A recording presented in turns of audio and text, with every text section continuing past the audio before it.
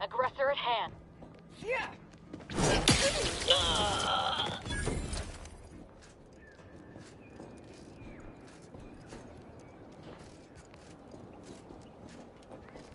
The rift is my gateway to transcendence. My piety is the key.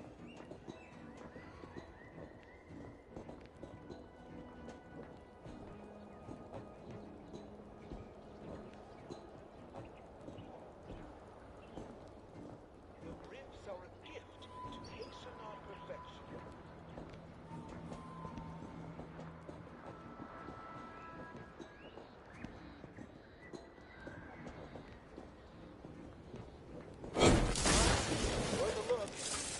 Torpificator at ready status.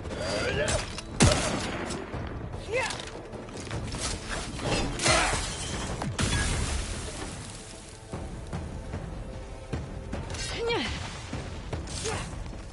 Combatant scared.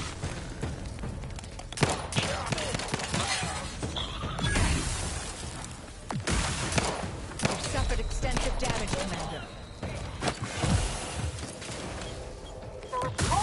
Target analyzed. Lay down Purification in progress. Locking them down.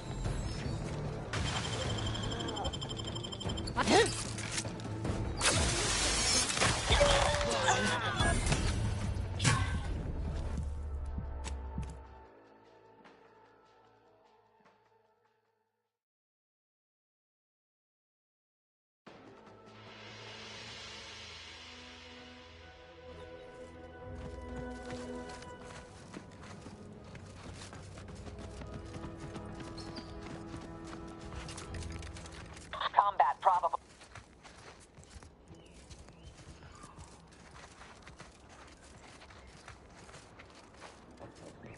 Our only salvation lies in a... Worth a look. What? Worth a look. Standing by to stupefy.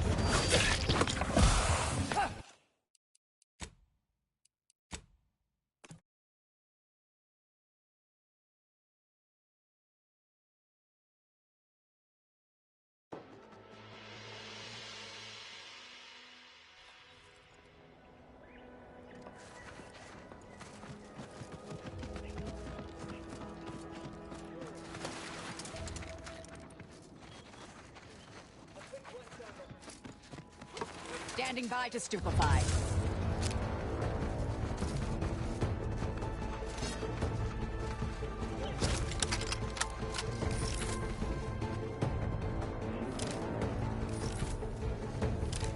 Combatant scanned.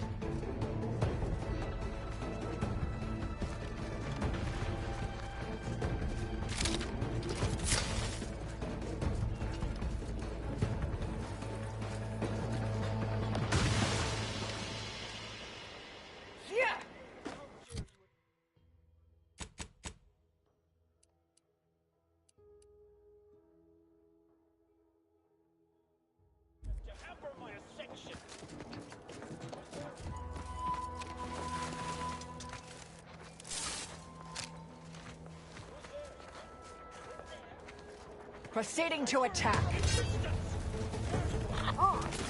Adversary vulnerabilities identified. Possible. No target to gun. Sorry, no target.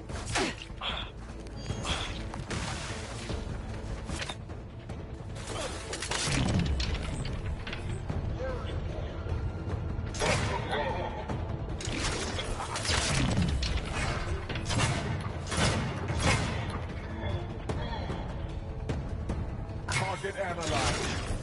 Vitals are in the red, Commander.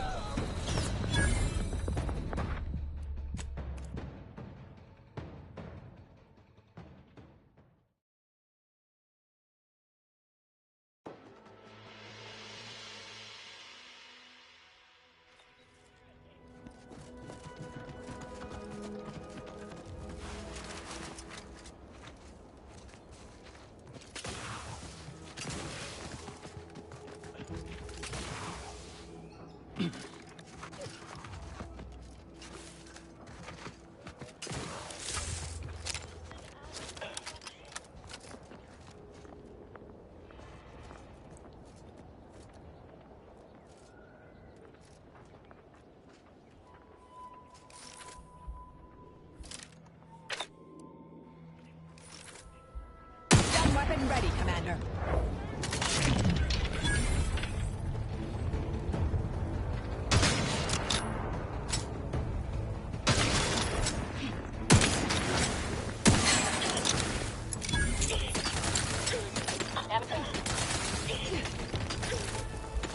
This might sting.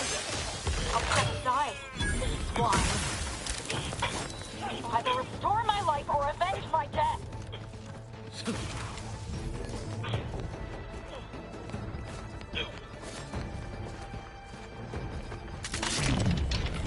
Target Anna.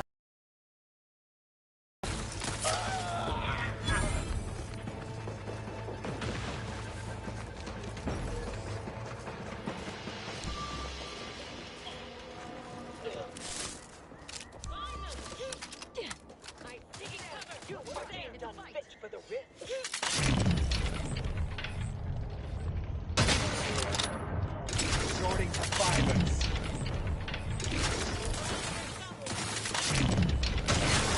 You've suffered extensive damage, Commander. Either restore my life or avenge my death. Combatant scanned.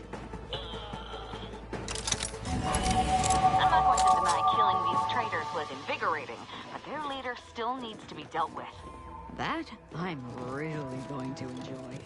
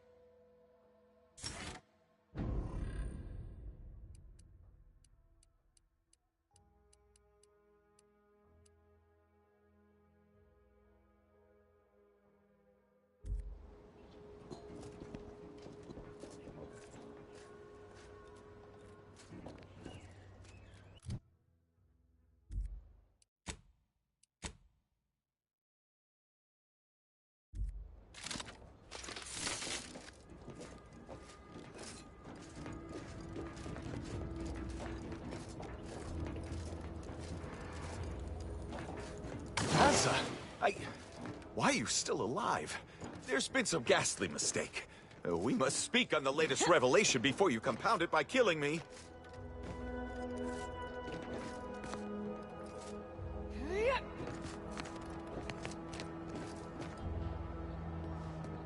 You're obviously unaware that you've been officially marked for death. Otherwise, you'd have killed yourself and saved us all the trouble. It's unfortunate I was unable to inform you of this before you killed so many loyal members of the Dawn. But so be it. Glad we were able to clarify all of that. Well?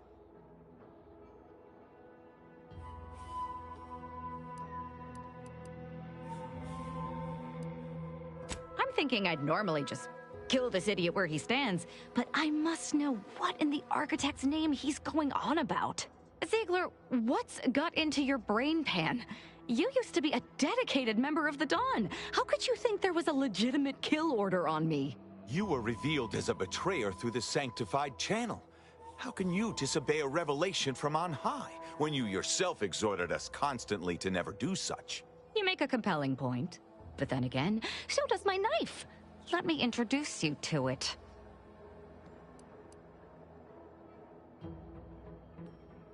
Why the fuck not?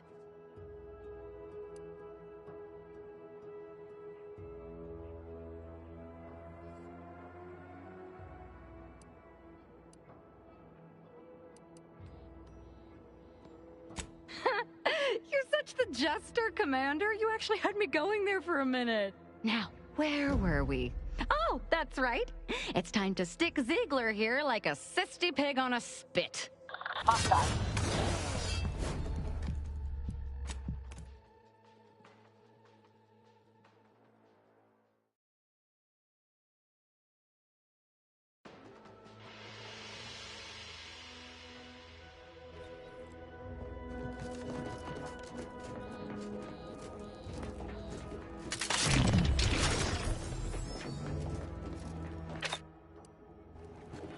Asa, why are you still You're obviously unaware. Glad we were able to clarify all of that. This idiot obviously thinks I will just kill myself on his say-so. Ziegler, what's got into your brain pan? You were revealed as... You make a compelling point. But then again, so does my knife. Why the fuck not? Now, where...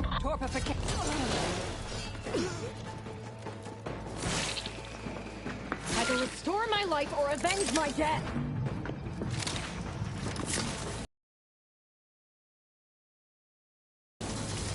I have a fix on their weakness.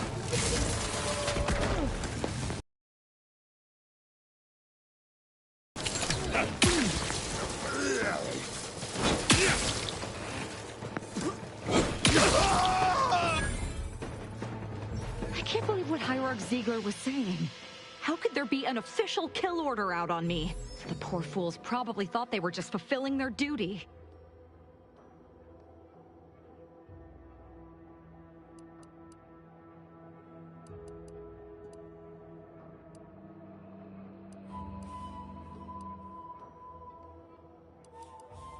Of course not.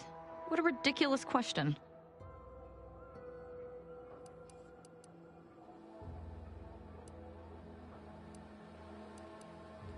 You think that I'm like you, but I'm no longer bound by social restraints or pedestrian things like regret.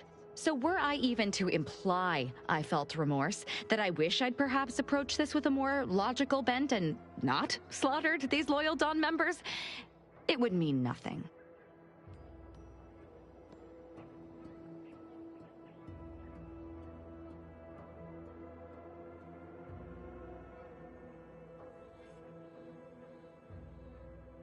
If only it were that simple. It should be impossible for someone to infiltrate our communication systems, especially when it comes to a high-level communique. Unless they somehow have our codes. This could only mean that one of our members has been compromised. Damn straight they should have. I have no idea. If I go anywhere near one of our encampments, I'll be forced to kill members who believe they're following orders. Of course, any member of the Dawn who turns on me without thinking is asking for death, but this could still make solving this even more difficult. Don't worry. I'll stay on as part of your crew until I get this all figured. It's given me an impressive amount of opportunities for killing, and all the killing helps me think. I'm alive. Who needs to die?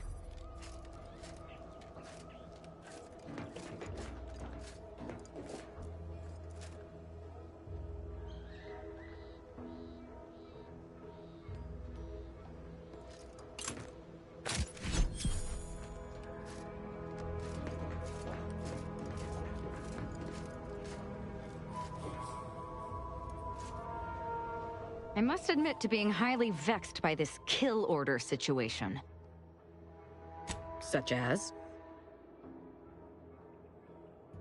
We are simply a group of enlightened individuals seeking to spread the truth of the rifts, despite our persecution by those who seek to keep the masses aimless and distraught. Such as?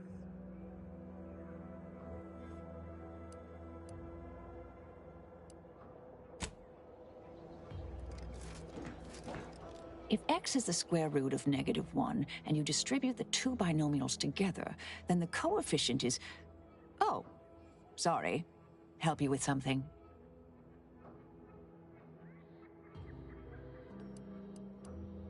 May all our travails add to the equation.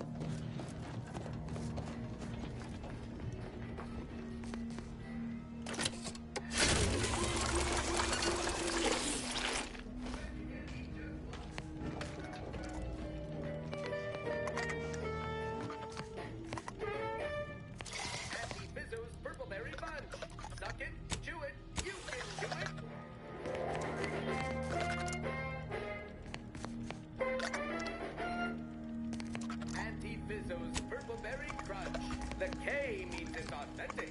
Now with 110% of your daily chemicals and preservatives.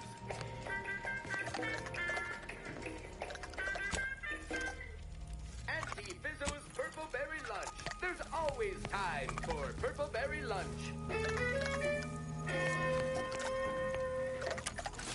Auntie Fizzo's Purple Berry Munch. When you don't have time for Purple Berry Lunch, there's always Purple...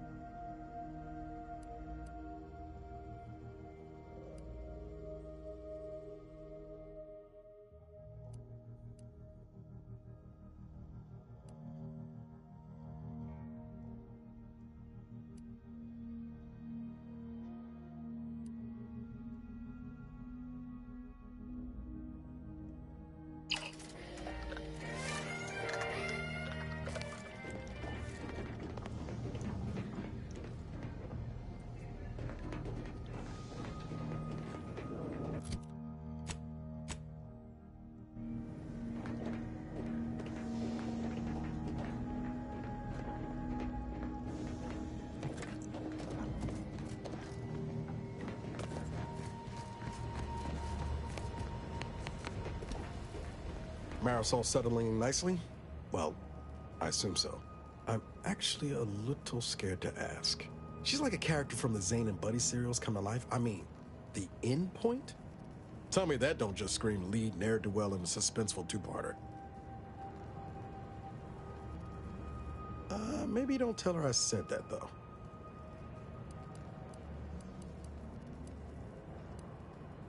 Oh, yeah? What's needling you? I'm all for giving folks a chance, but a cultist, Commander? Really?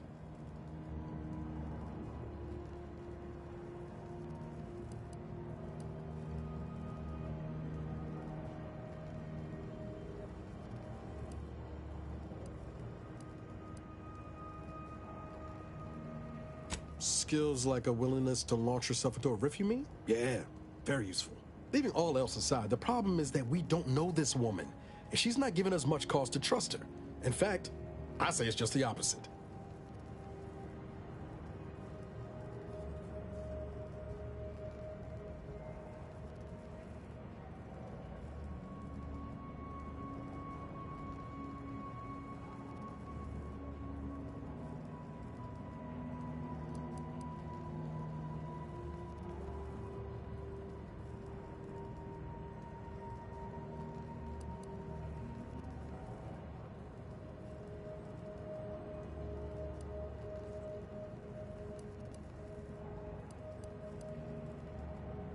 I'd argue that circumstances are a mite different there, given that we were both agents to start with. And I don't carry a knife around like all the world needs carving. Anyway, I've said my piece. All I'm asking is to be mindful. Don't let her lure you to any undisclosed locations alone. Take Val when you go out together, at the very least. Always up for a little back fence talk, though I'm guessing you don't mean Val.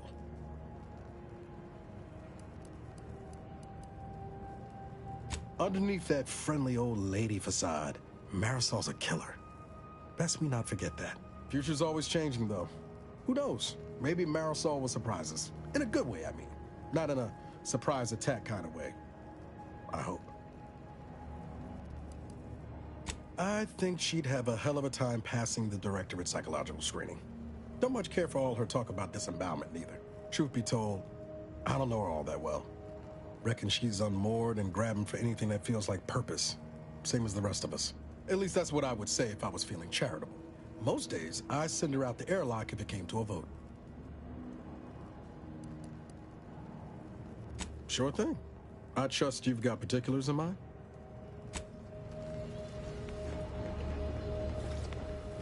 Marisol Delgado has been added to the ship roster and has claimed her quarters. This unit has also been informed by Agent Delgado that she is not to be disturbed while resting unless the ship is on fire, and even then only if it nears my quarters. This unit is available to answer any queries. Which member of the incognito would you like assessed? Agent Delgado has asked that this unit not provide unauthorized updates on her aptitude or well-being. She instead requests that anyone wishing to form an opinion of her speak with her directly and within striking distance. Agent Delgado has also asked that the following addendum be provided. That last portion was a joke, to some degree. Multiple warnings have been issued to Deputy Agent Leitinger regarding knife safety, and all have gone ignored.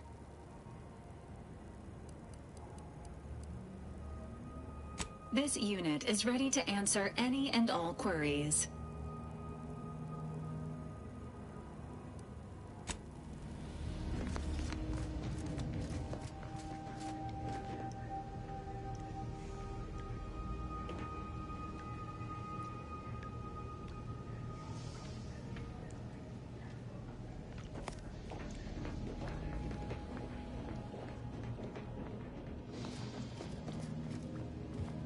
We did good by all the folk in Golden Ridge. If we hadn't eased the pressure between the Order and the troops at Outpost Opportunity, the kettle would have blown its top eventually. Instead, the ceasefire can remain in place, and folk can sleep soundly. Thank you.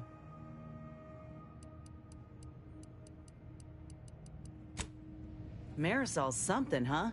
She had everyone fooled, and then she turns around, exposes, and reveals herself to be the endpoint. What kind of name even is that? She reminds me of the serial heroes I wanted to be just like when I was a kid. I'd tell her if I thought she'd appreciate it.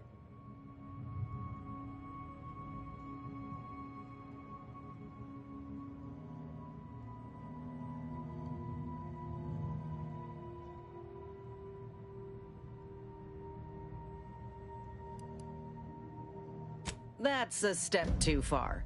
And anyway, I think she'd pat me on the head and say, "That's nice, dear," like she's cooing at a Raptidon pup that fell asleep in its food bowl. Anyway, this is me saying I think she was a good get. Much better having her in our corner than staring down the barrel of her gun, that's for certain. She's probably already got bugs listening in on us, so we ought to just stop there.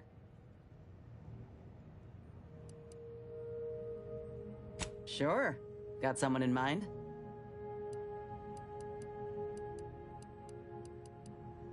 Not only is he a couple smokes short of a pack, he's also insufferable. I try, Commander, but Void, he makes it difficult. Who knows? Could be that he could change for the better if he breaks free of that protectorate nonsense he's intoxicated with. But I won't hold my breath.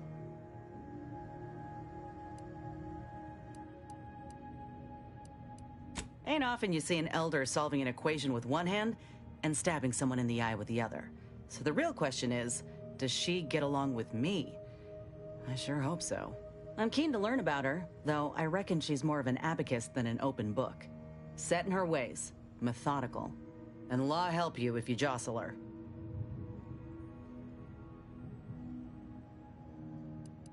Oh, I got a lot of choice words that would have even Val covering her audio receptors. So I'll spare you most of them.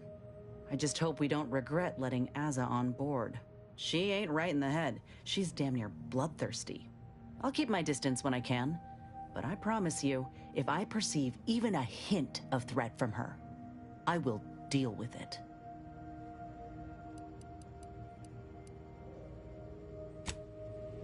Trying real hard not to be insubordinate-like, Commander. But this Azza, she ain't right in the head. We got enough to worry about as it is, and adding this much chaos to our little crew can't end well. You sure we ought to be helping her?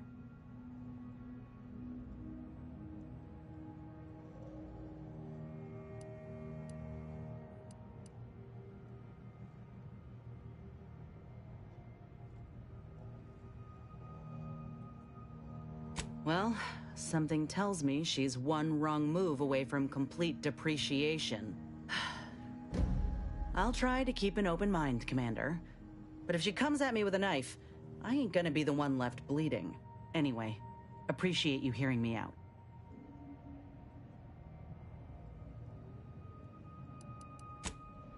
Way I see it, you lay claim to an entire world, you best be ready to defend that claim.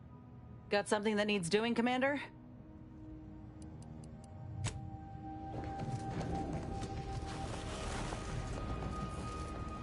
Can't get that Annie's Choice jingle out of anyway. Need something, Commander? The cultist known as Azza has been admitted to the ship roster. Among her registered weapons is what she refers to as her disemboweling knife. This unit reminds the commander that anticoagulants are your first line of defense when injury occurs. Awaiting orders. How may this unit assist you?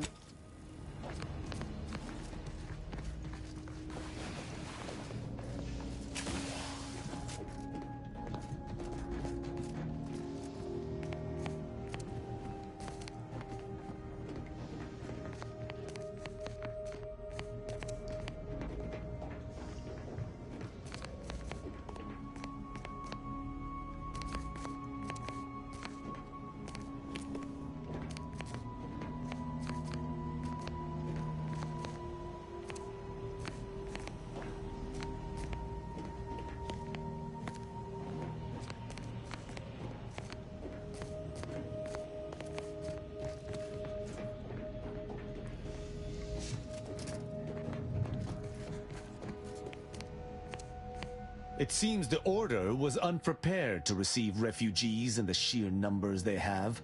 Theories cannot stand against the cruel facts of reality. But it is the refugees that arrest my attention more than their would-be handlers. Any who leave the Protectorate fold deserve punishment.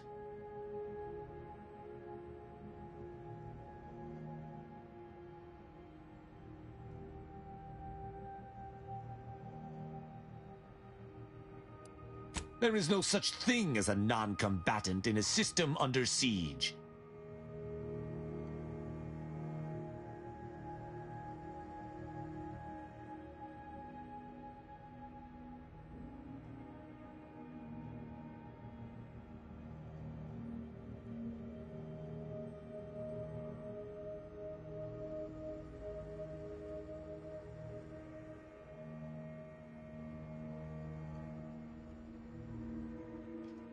Double shift? That's an Auntie's choice concept, is it not? I dislike the idea that a Protectorate demand would in any way overlap with the over-consumerists. My feelings aside, I shall not judge them, owing to our bargain. But I cannot promise my duty shall not win out in the future.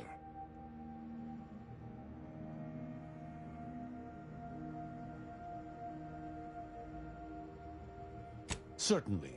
I consider myself an open tome.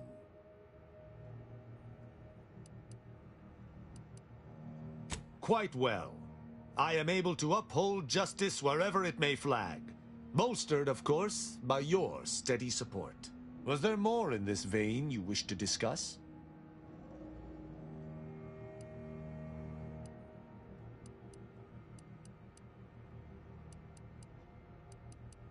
Enough about the Protectorate, then. Very well. Only, moreover, she taught her protégés to seek out evidence before judging it. Ask, and I shall answer. Who amongst our motley assortment would you care to discuss?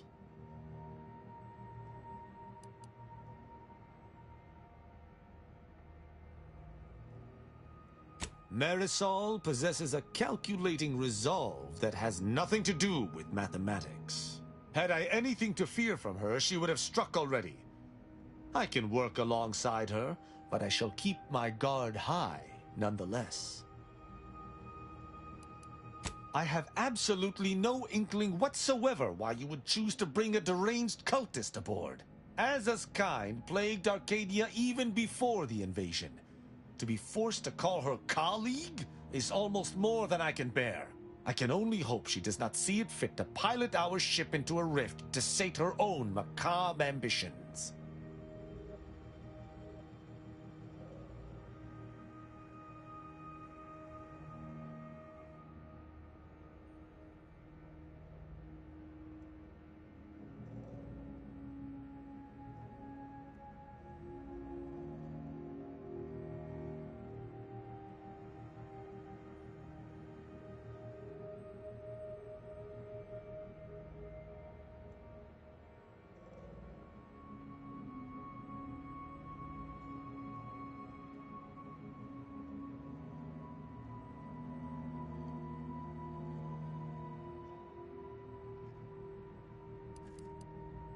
Verily, idle gossip hardly... Commander, if you've a moment, I wish to note my reservations regarding the Order member we seem to have brought into our fold. Setting aside my obvious concerns as an enemy of the Order, there's something devious about her. Something that sets her apart from her fellows. There is a bloodlessness to her nature. A killer's icy resolve. She's dangerous.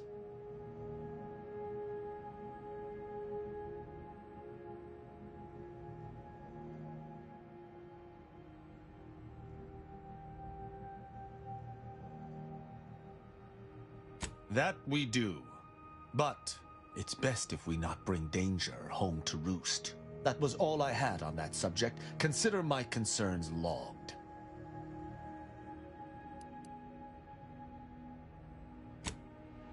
Inez's grafts are unthinkable. Simply to get ahead, Auntie's choice expected her to permanently manifest a raptidon limb? A crabble claw? Sovereign's mercy.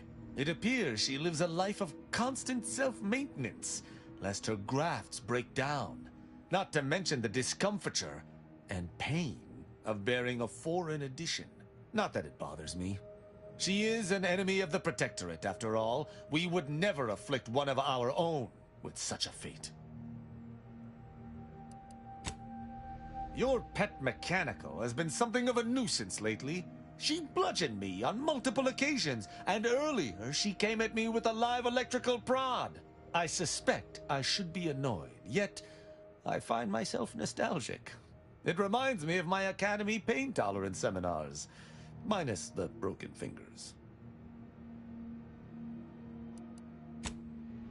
Though I know it to be a lost cause, I must ask, mightn't there be some way to teach that cultist some sovereign-forsaken manners? I caught her rifling through my belongings earlier, and though I gave her a stern admonishment, she merely walked off and said I was a boot-licking slackwit. Well, next time if she expects to get off without a multiple-hour lecture on the sanctity of an arbiter's property, she'll be sorely mistaken.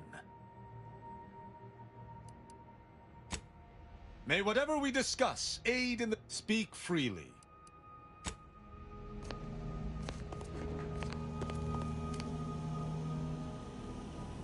If there's anything worse than my former fellow Protectorate subjects, it's corporate toadies.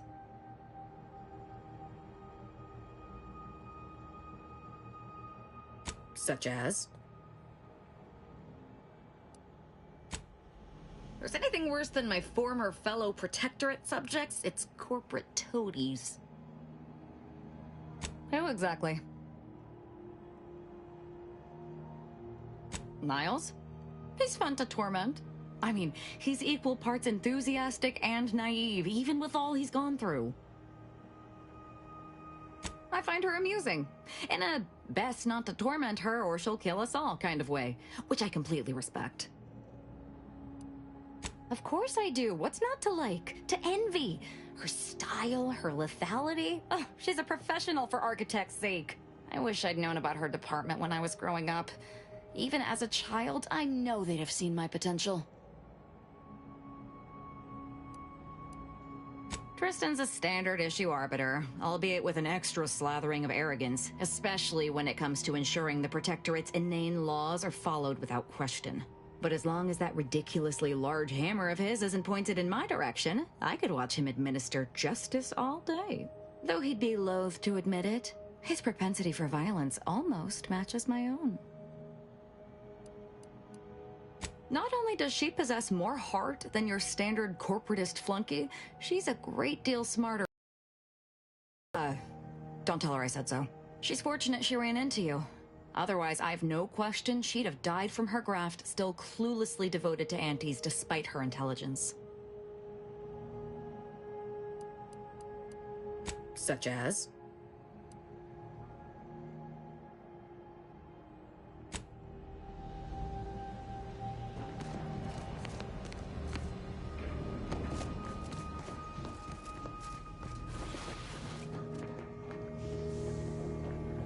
Yes, dear. Anything on your mind?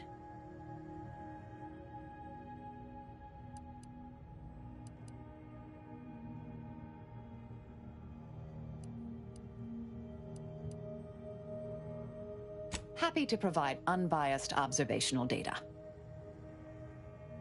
Ah, your young colleague. Competent, practical, crack shot. Saddened by his years of isolation, but also honed like me. He would be a formidable target of assassination.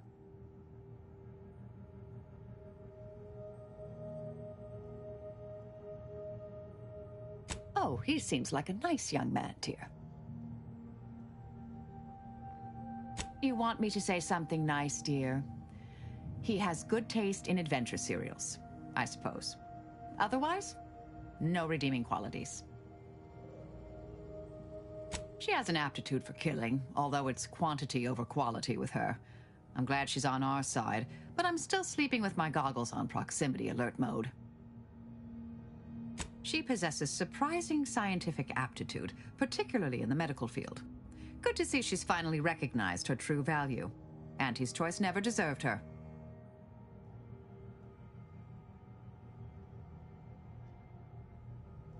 Her model is a design classic, and the aftermarket mods she received from Niles are most impressive.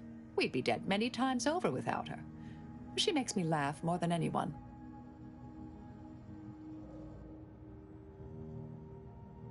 Suppose you can ask.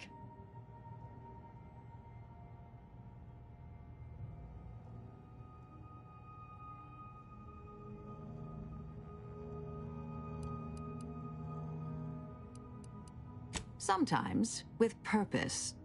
Don't you as well? Do you draw some moral distinction between avenging harm and nipping it in the bud beforehand?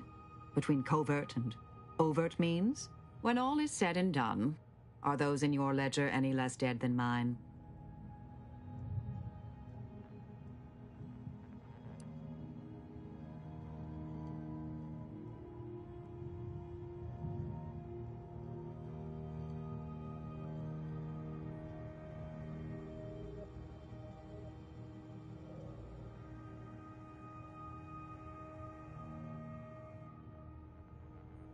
That so? Hadn't thought you'd felt that way. Didn't take you for a pacifist. Just a mite less homicidal.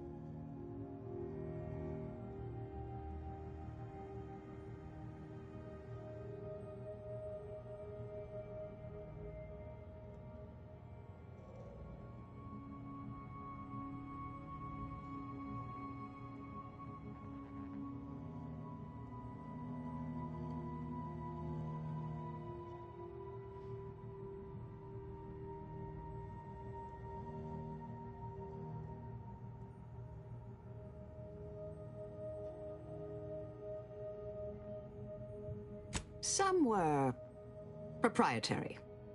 Often they involved forms of subtle persuasion, others more overt influence. Now and again, more direct means were required. Whatever's on your mind. Oh, I am a dedicated member of the Order. Beyond that, there's really little you or anyone need to hear about. Consider yourself lucky. You already know more about me than anyone else I've met in the last 20-odd years.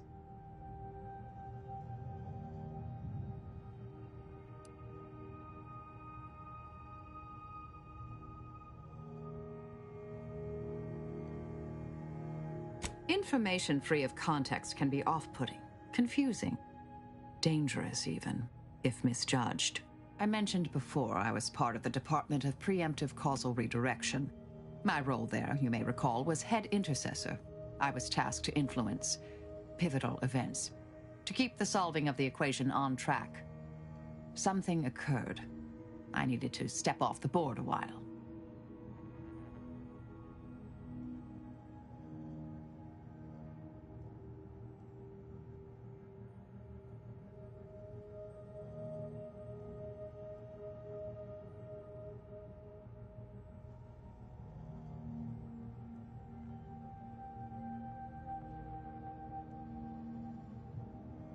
Dorado appealed to me because it was off the board but not completely remote. There I could lie low for a time, but observe. So I'd believed. Our department was shuttered shortly after Ruth Pissar took office. To avoid undue attention, I remained in hiding.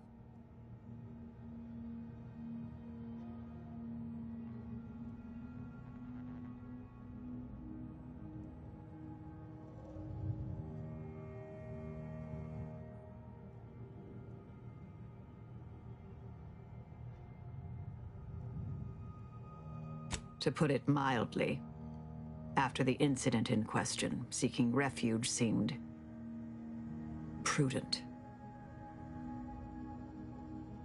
Do you now? Let's hear it.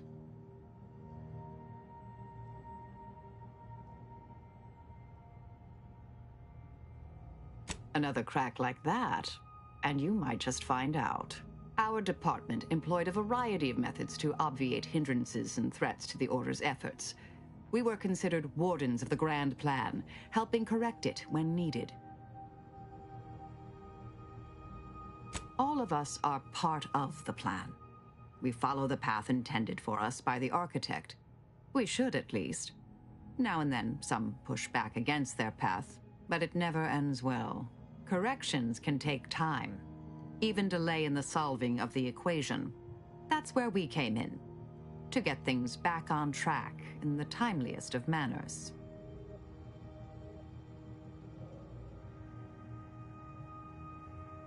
May all...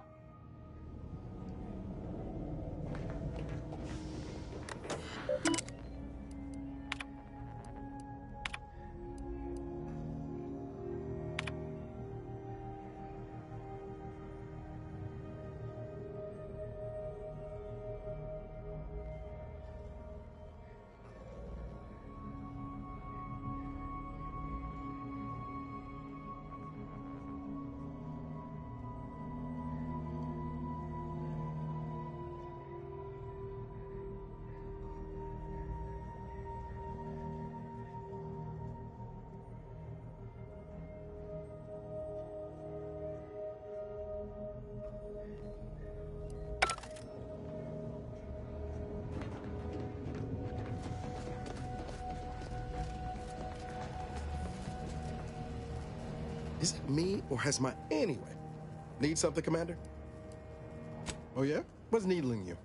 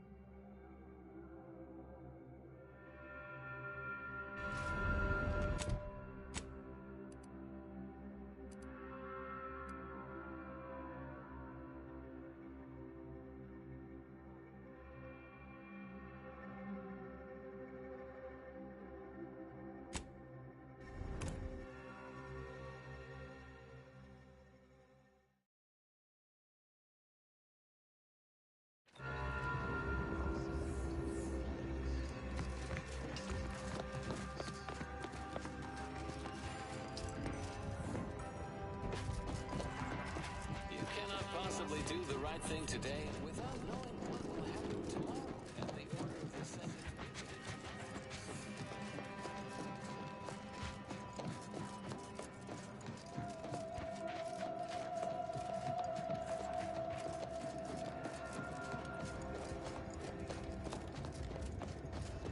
Stranger, the Order bids you welcome, but also warnings.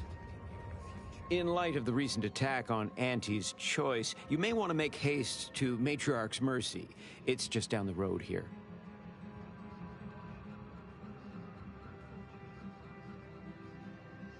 I can't rightly say, and that is rather concerning in its own right. It seems our temporary ceasefire with the corporatists may be at its end. Yes, this was an active war zone until recently, and now seems like it may be so again. Not quite certain why the attack was launched, but that is not under my purview. I'd surmise that when Auntie's Choice realized they couldn't get through our defensive measures, they wisely chose the path of diplomacy. Seems I was mistaken. They must have done something to provoke an attack, which is why your safest path now is the one that leads to Matriarch's Mercy.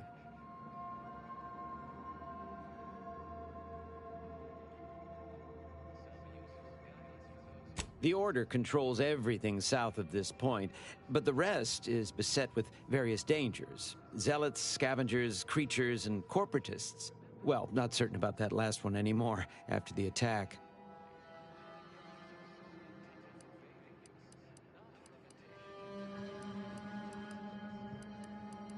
Cultists, mad to the last one. I believe they worship the rifts or some such. People will turn to anything to ease their discomfort during times of crisis, I suppose.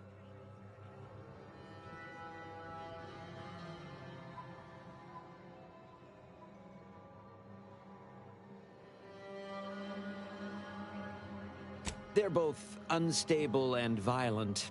Auntie's forces call them scrappers, and uses them for just that, gathering scrap materials.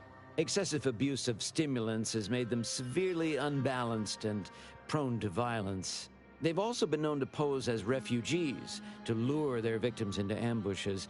There are several camps of them northwest of here. I'd strongly advise keeping your distance.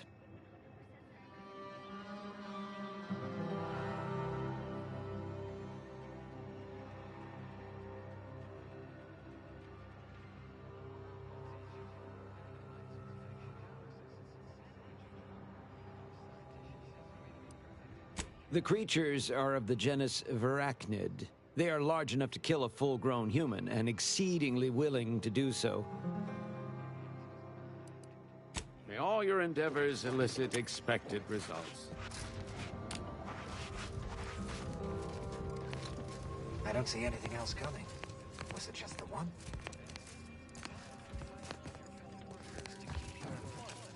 Want data-driven insight on how to excel in your life? Visit our predictory and take our short 38-minute questionnaire to determine exactly what career you are meant for.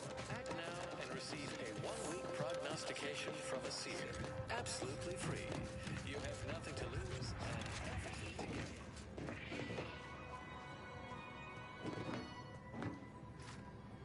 Tired of vacuously untrue statements with their unsatisfying antecedents? At the order of the Ascendant, our predictions are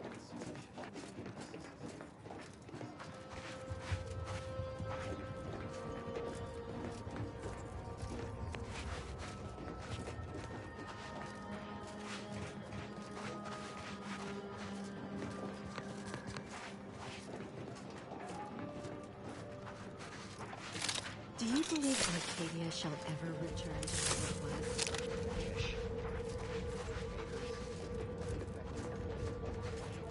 Thank law the displaced listen to reason.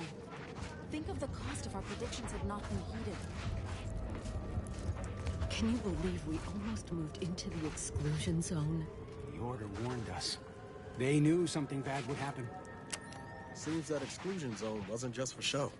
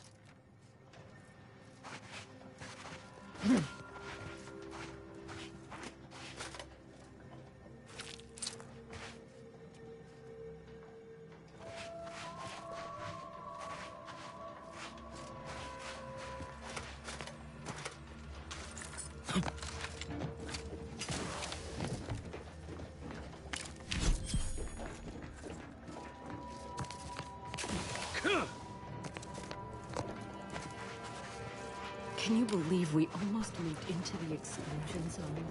The Order warned us. They knew something bad would happen. I can hardly believe I'm still standing. Try not to deviate from the norm.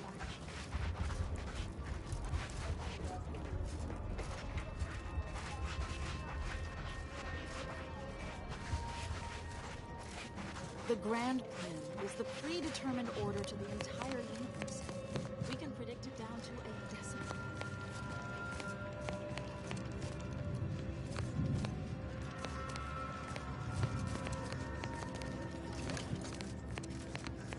Grand Architect! First an attack on the monastery and now the lift code's not working? Am I misremembering it? Agent, oh thank good. Back. There's been an incident. A rogue faction has taken over the monastery. My seer, Seer Wiley, is trapped up there with other hostages of the Order. To make matters worse, my access code's not working. Without it, I've no way of calling the lift.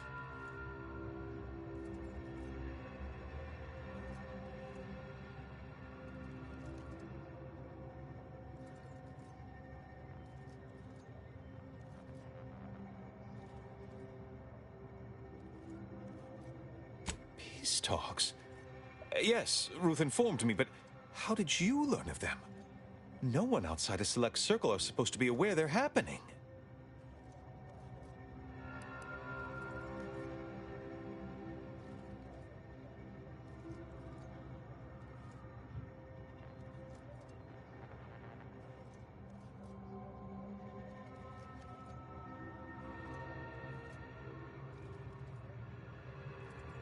That's a serious accusation. Why would I do such a thing?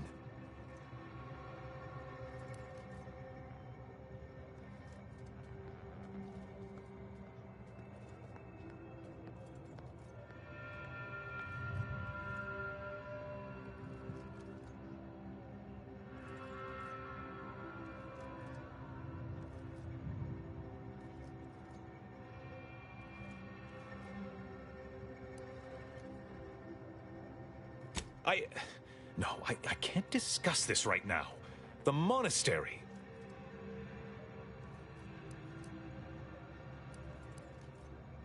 The truth is, I held Wiley back. I kept him from advancing for my own selfish gains by spreading lies and false concern over his competence behind his back. But I needed him. I still need him. I'm not the savant he is, never have been.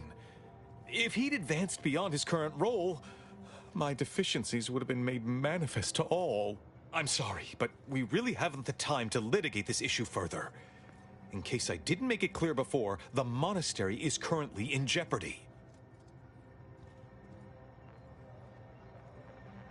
Representatives of Auntie's Choice in the Order are meeting to discuss an armistice and possible collaboration.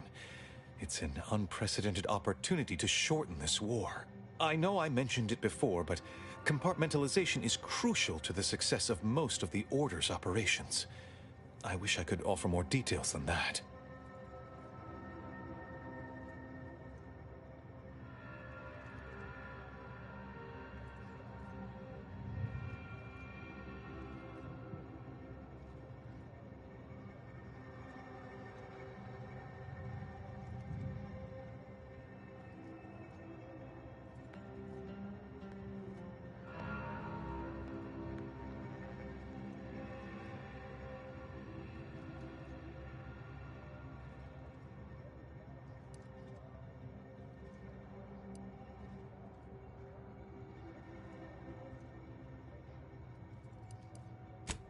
But I'm afraid I won't be accompanying you.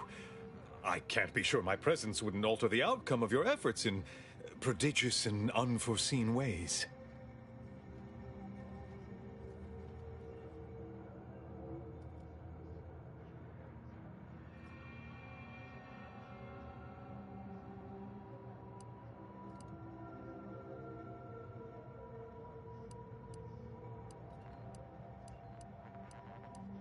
I have full confidence in your skills.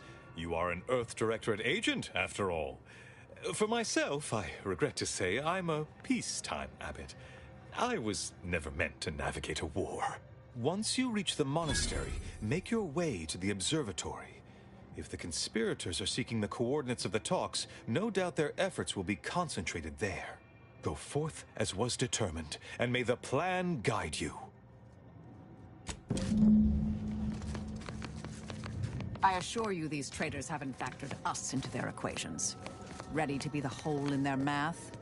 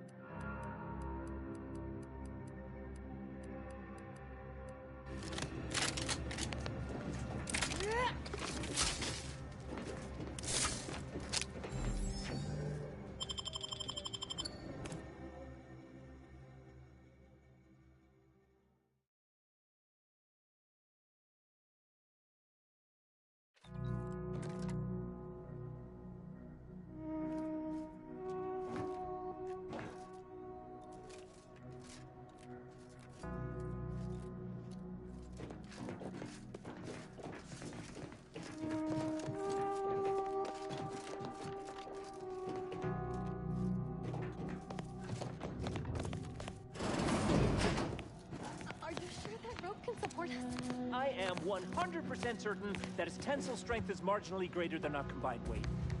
Probably. Wait! Look! Someone just came up via the lift! It must be unlocked!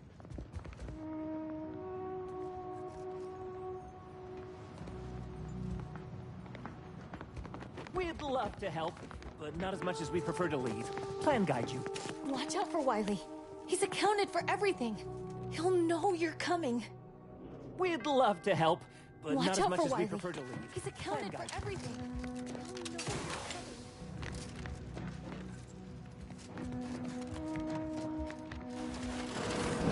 Seer Wiley said I wasn't on his list and let me go. He must have predicted I wouldn't fight back. I don't understand. Where's the abbot? Why isn't he doing something? I don't understand. Where's the abbot? Why isn't he doing something?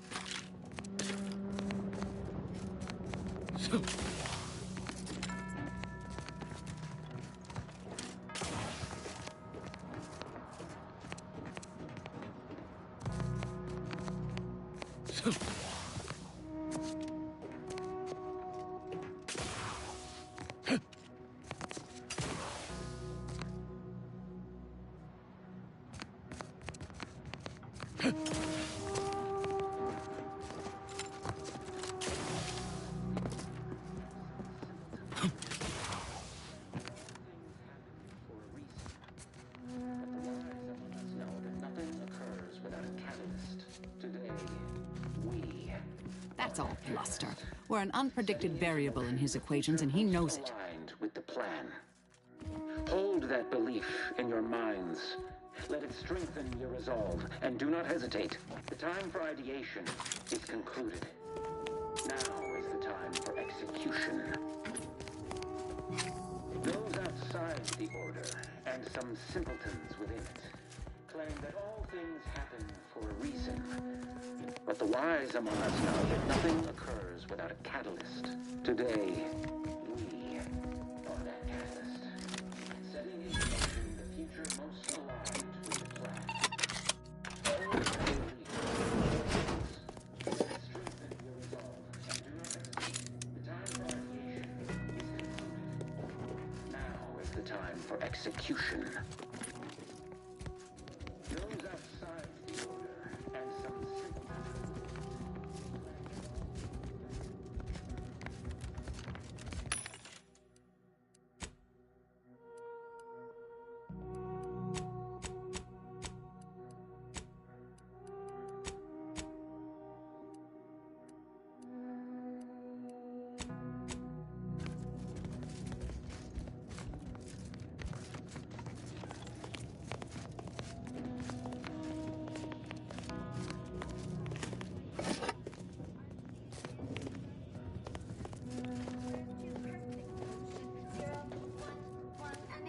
Nice of Seer Wiley to leave us this I'll stop light. there. Sorry.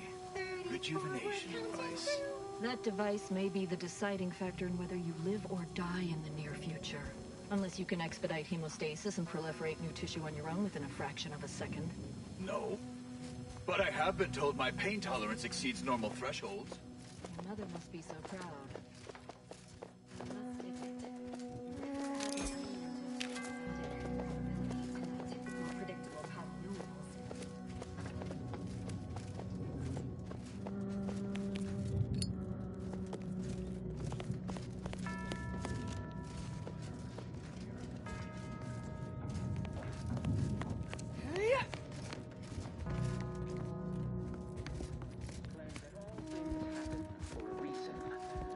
But the wise among us know that nothing occurs without a catalyst.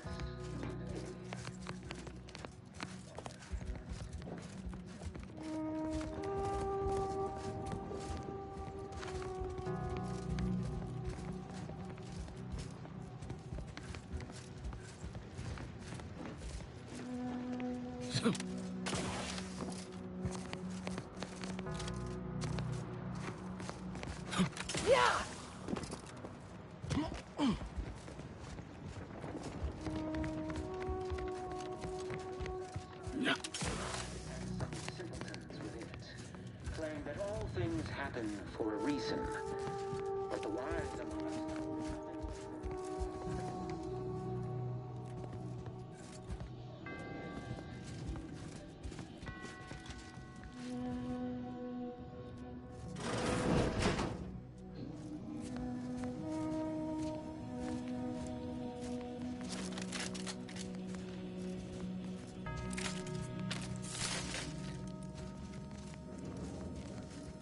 Indelibly eradicate algorithmic dissonance.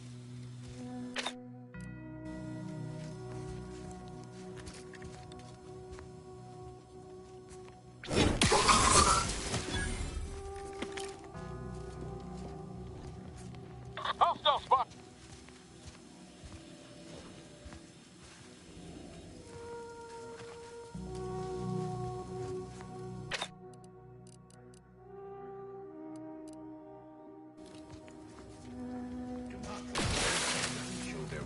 Timeless advice from the charismatic mathematician.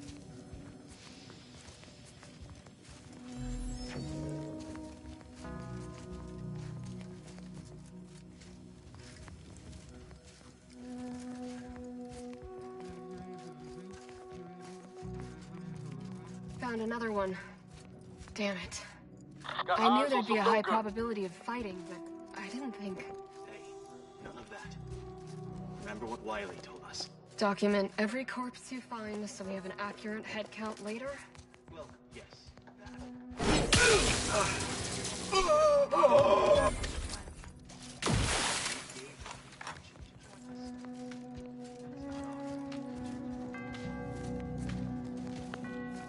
The charismatic mathematician predicted that in our prime, we might all be divided by ourselves and love in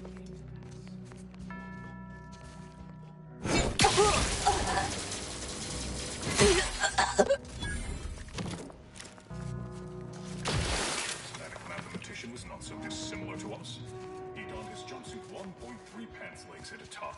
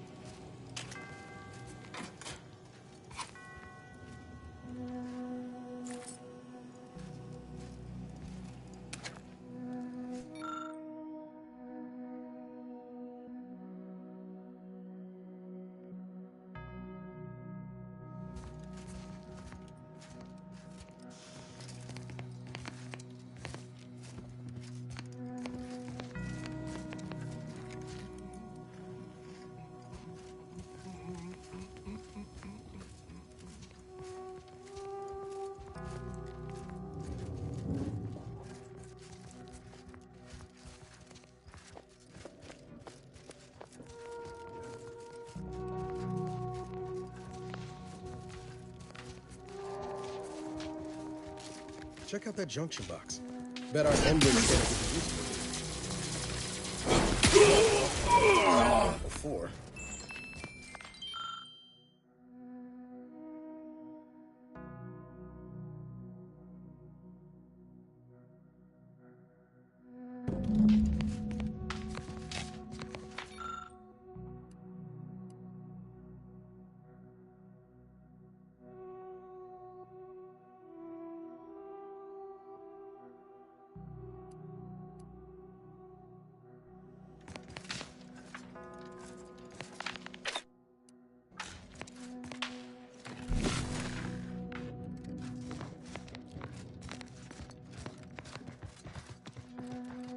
Huh. I'd have expected better cable management from the Order.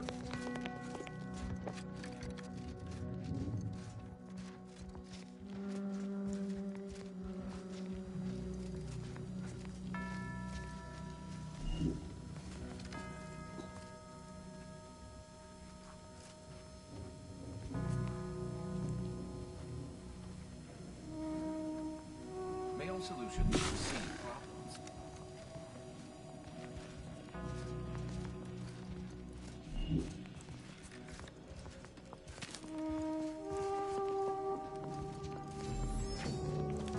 A possible unforeseen factor? And I'll take care of him, Commander.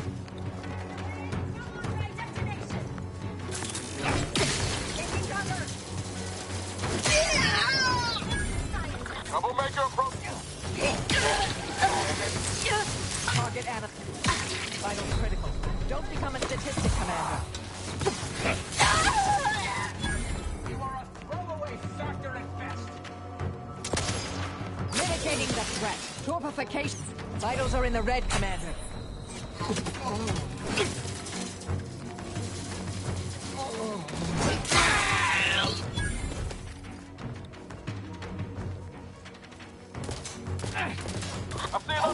What in the where now? You lot couldn't hit the broadside of a freighter. I'm the one you need to worry about. Thank you, Tim.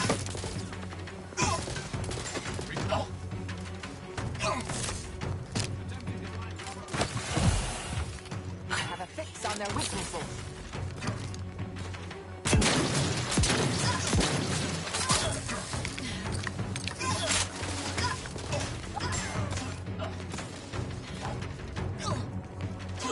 Adversary vulnerabilities identified.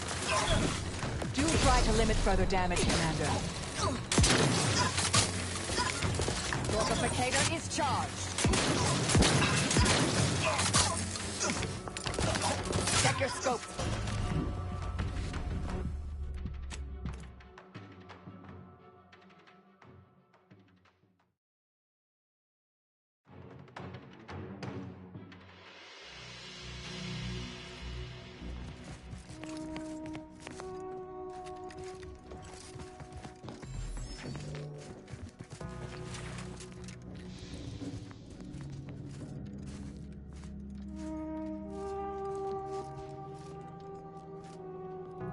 May all solutions proceed forward.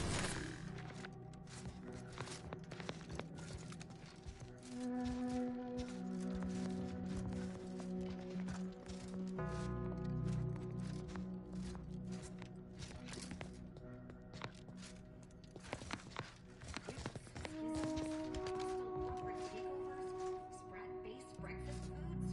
What a time to be a scientist.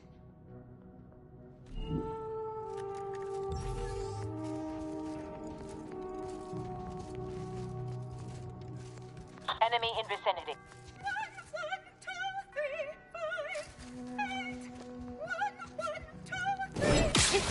Let me know when you need it. Grenade on its predetermined trajectory.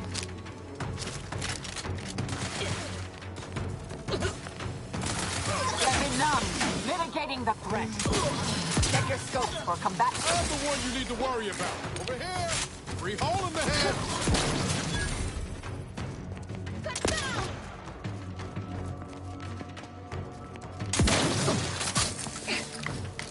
Adversary vulnerabilities identified.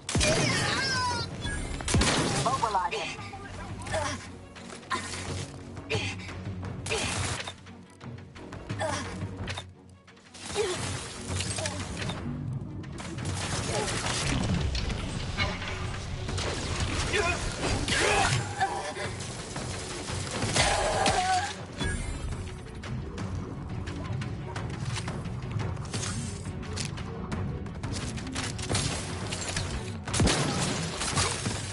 by to stupefy.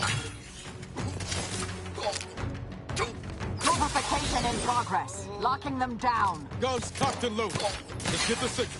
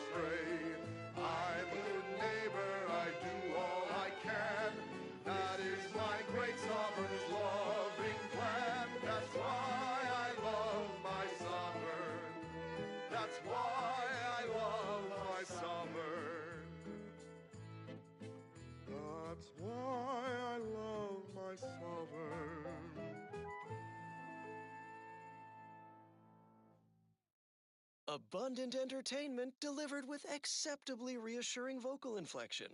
This is Protectorate Sanctioned Wireless. Remember, collective cognitive compliance is a key part of our perfect society.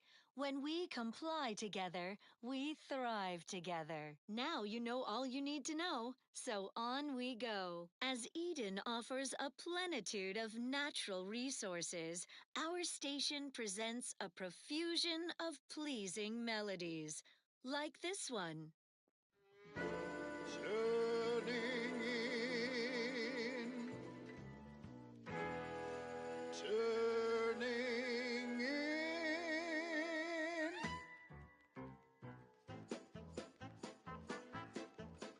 After several days, months, and even years, nothing fills my heart with joy like turning in my peers. Everything is meant to be aligned and working well. Nobody should fall behind, lest I'm the one to tell. 'Tis neighborly to make an effort and attest, calmly speaking to authority at their behest. Glancing through the cracks and spaces round the door frame, keeping tabs and notes on people can be like a game. Celebrate the good one, turn in those who stole. It should be a no simple thing to do. Be the merry one who makes the call. Celebrate the submissive who stick to their routine. It should be a no simple thing to do. Turning in your relatives, your friends, your peers, and more. Celebrate the turning in. It's what we all strive for.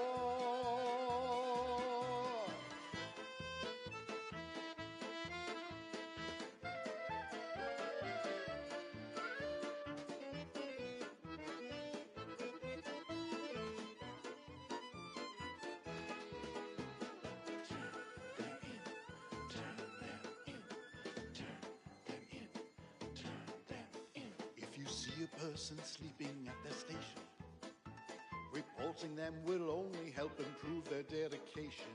If you see a person with questions much too deep, go and tell on them while they are peacefully asleep. Celebrate the good ones, turn in those who stole. It should be a no simple thing to do. Be the merry one who makes the call. Celebrate the submissive who stick to their routine. It should be a no simple thing to do. Turning in your relatives, your friends, your peers, and more. Celebrate the turning in. It's what we all strive for. Celebrate the turning in. It's what we all strive for. Celebrate the turning in. It's what we all strive for. Prudence dictates, sit back and leave the thinking to us. This is everyone's neighbor Prudence on Protectorate Sanctioned Wireless. Fellow subjects, pardon my momentary pontification on the subject of jealousy. It is an alien concept for us in the Protectorate, where we want for nothing. Yet jealousy is a tangible thing for our enemies. Consider Guardian Estates, where wayward Protectorate subjects have turned on their neighbors, squabbling for our scraps. Take heart. Their lives are empty and short. Even our enemies despise them. Their demise will be no surprise, all in line with the paradigm. Stand by for further reassuring content. Another beauteous melody granted by the grace of the Sovereign.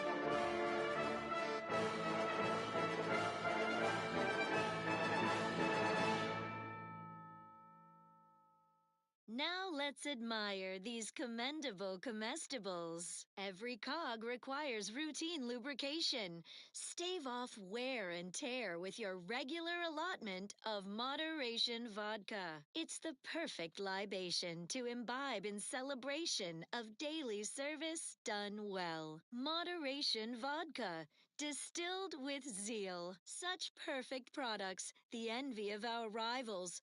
But let's not gloat. Long ago, the matriarch devised the paradigm plan to support a bounteous life for all Protectorate subjects. From the tender filet in your latest meal, down to this exquisite next song.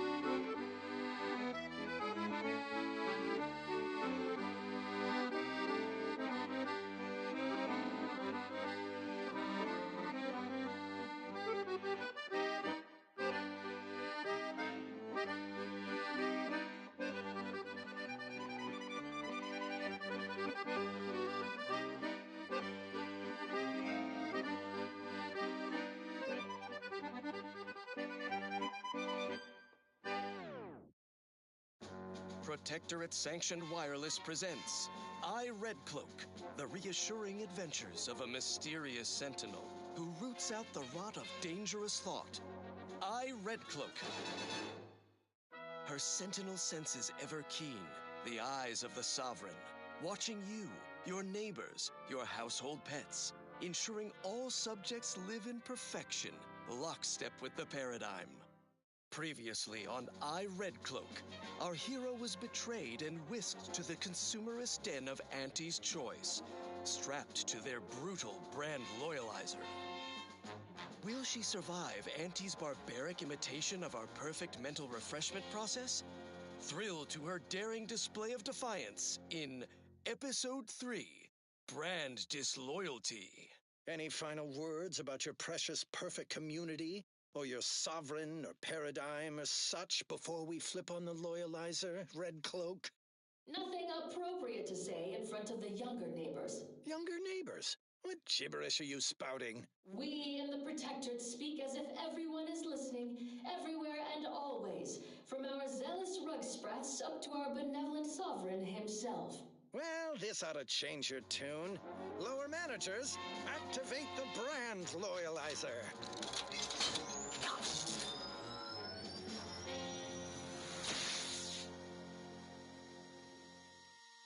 It's awful quiet in there. Shouldn't Red Cloak be screaming? I feel like she should be screaming. The machine is operational, right? Wait, are you asking me? The loyalizer should be interposing your motivationators, churning up your base emotions, resurfacing deep-rooted inadequacies. It should be smarting something fierce right now. Whatever you say. Increase the loyalizer setting to 510%.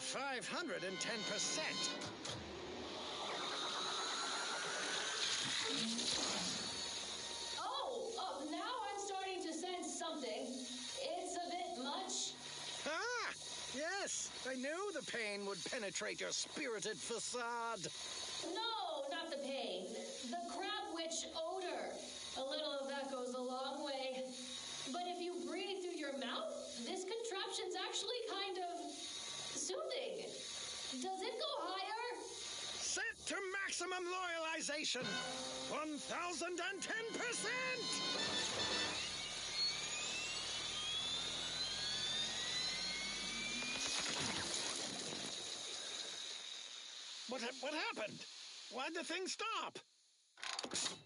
Your machine tried to break me. I broke it instead.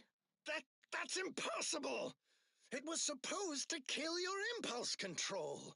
To whet a soul-gnawing appetite, you can only feed with useless goods but never satisfy. Hey, yeah, that's exactly how I feel. Have a Sprat Crisp, Red Cloak. They help. Shut up, Dunning! How did you do it, Red Cloak? How did you resist the Loyalizer's Greedence Galvanizers?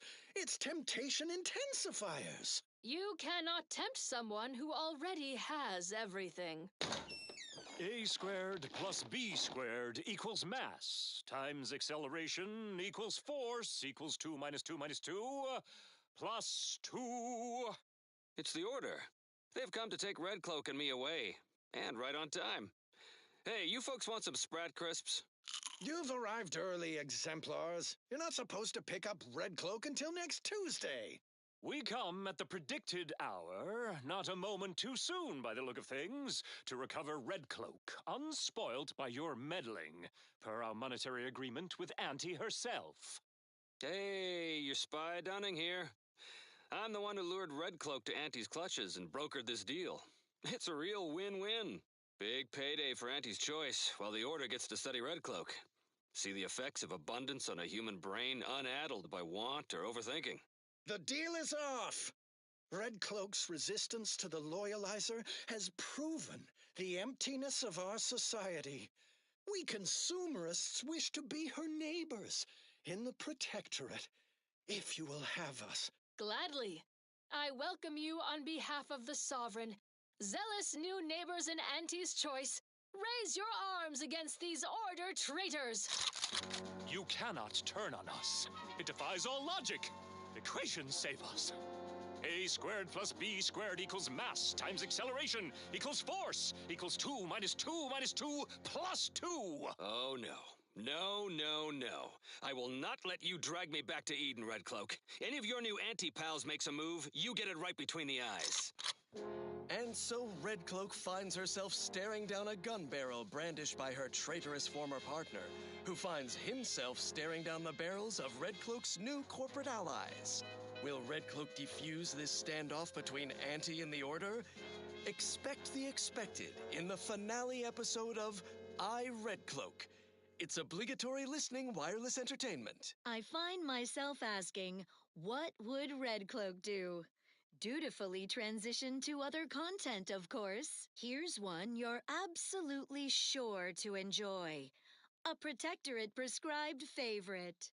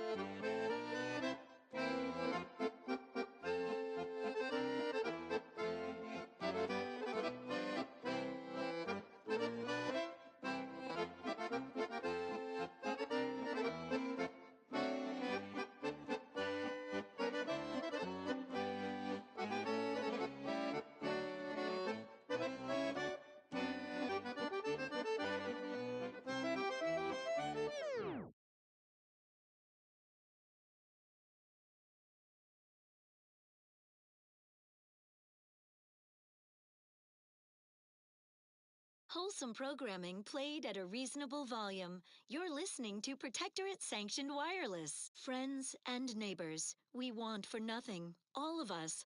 The Protectorate protects. The Protectorate provides. Consider our automech harvesters in the outskirts of Guardian Estates, working day and night to top our larder with wholesomely delicious nutrition. Sleep soundly, knowing these contraptions are under our complete control, keeping our bellies full. None have been commandeered by desperate rapscallions. The very idea is meritless, inappropriate to ponder. So don't. Well then, moving on. More music to aid in your earnest rumination of portentous societal responsibilities. It's incredible the things that we have done. How the paradigm is perfect for everyone. Our progress is unmatched. No technological itch left unscratched. Perfection is perfect. Is it not? Oh, how we prevail, us above all else who fail. Success is really the only option. I cherish these thoughts of how we truly are the best. Lesser than none and better than all the rest. Perfect minds, focused and dutiful, perfect plans for perfect people, perfect cogs and perfect thoughts, perfectly perfect perfection. Perfect minds, focused and dutiful, perfect plans for perfect people, perfect cogs and perfect thoughts, perfectly perfect perfection.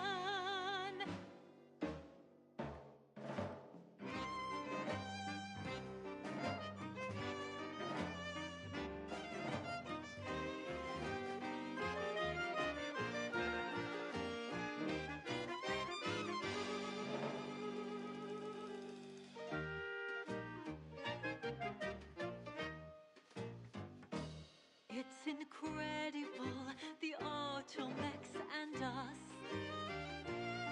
How they aid us and never make a fuss. Our colony is astounding. Outsiders find it confounding. How our perfection is perfect. Is it not? Perfect minds, focused and dutiful, perfect plans for perfect people, perfect cogs and perfect thoughts, perfectly perfect perfection. Perfect minds, focused and dutiful, perfect plans for perfect people, perfect cogs and perfect thoughts, perfectly perfect perfection. Perfectly perfection.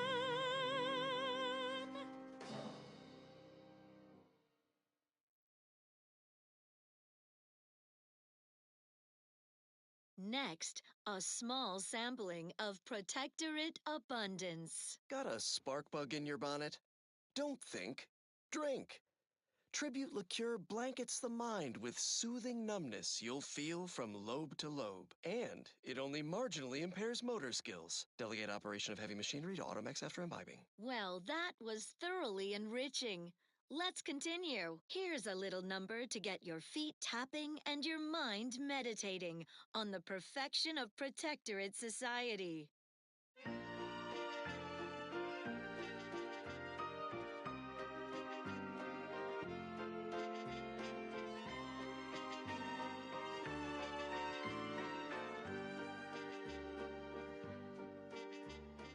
Wishes are worth less than nothing to someone who wants for naught.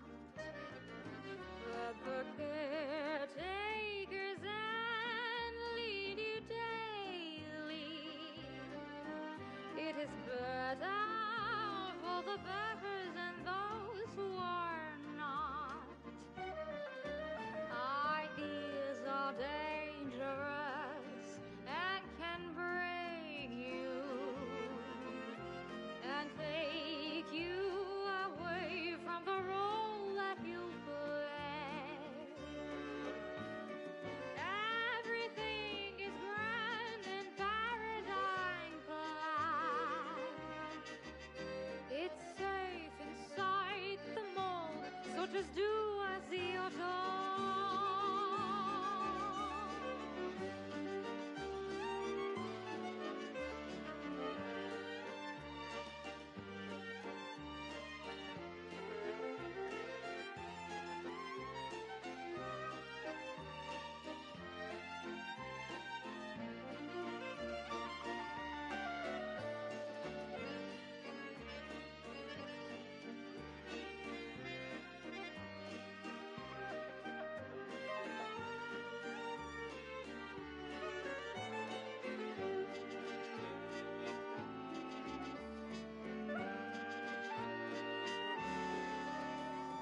Longings are dangerous and can crack you and distract you from all your duties with haste. Let the caretaker's hand lead you daily. It is better for the batters or else it's a waste. Everything is grand and paradigm planned.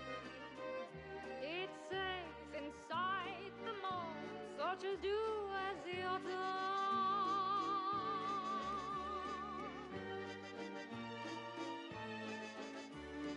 Watching and guiding, system abiding, do not go sliding away.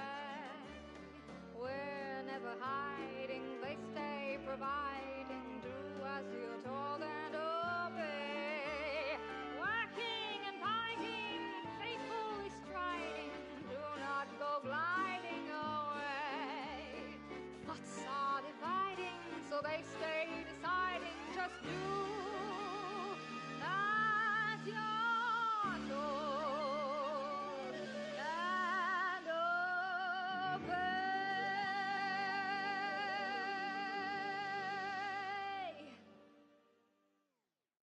Gather round the receiver with your neighbors. This is Protectorate Sanctioned Wireless, your trusted source for wholesome melodies and inspiring reports on community goings-on.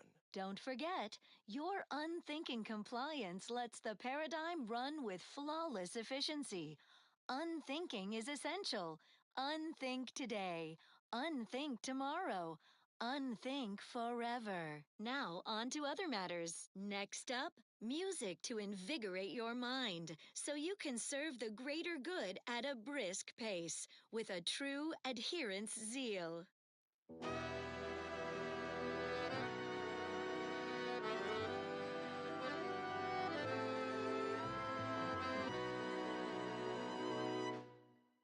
When the outside tries its best to disrupt us,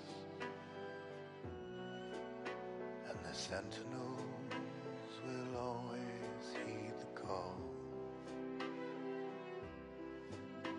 It's a blessing for us here, but a curse for those who near. Sending the sentinels for us all. When faithless subjects try to corrupt us, our guardians will always make them fall. The heroes of the hour, they're full of strength and power. Sending the sentinels for us all. Send them in, they will always win.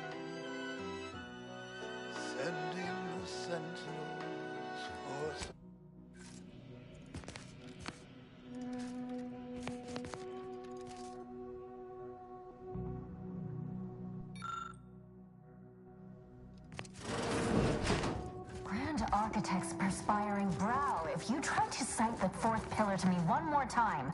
Scientific advancement should not come at the cost of the grace and dignity of innocent lives.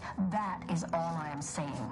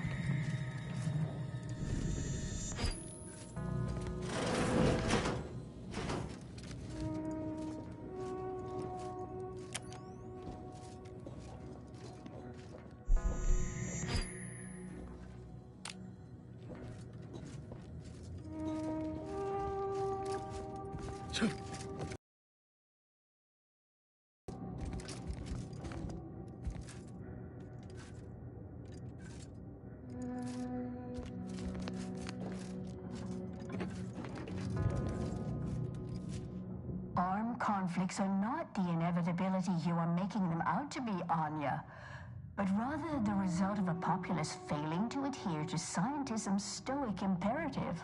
Oh, and I suppose we're going to pretend the second pillar doesn't exist. I must have just imagined reading Alfred Long's 75 thesis on determinism then. Anchorites. Be warned.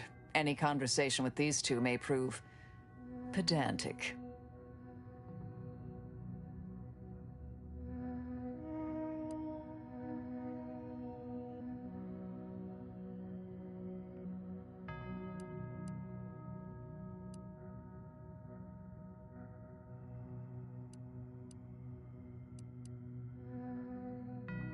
Oh dear. Perhaps I should have explained what an anchorite is. As your friend has correctly determined, we are anchorites, here by choice. This is where we conduct our divine calling, debating scientific precept and theory. Actually, an outside opinion might be useful at this juncture. Our current topic is whether war is ever justified. For the sake of time, please keep your answer brief.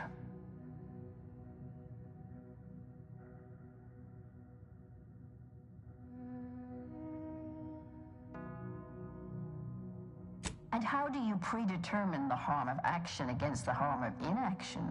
We make those estimates all the time. That's the whole reason we employ seers.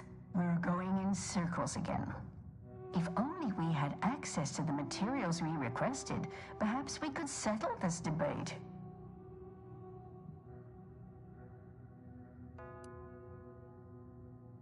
Lack of a door, for starters. You're currently standing outside of an anchor hold.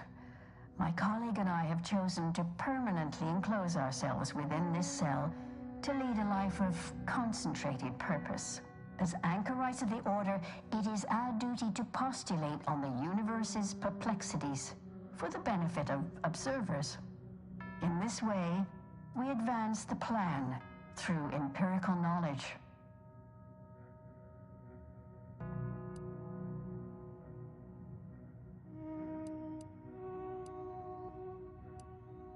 Then it's a good thing you're standing on that side of the window, isn't it?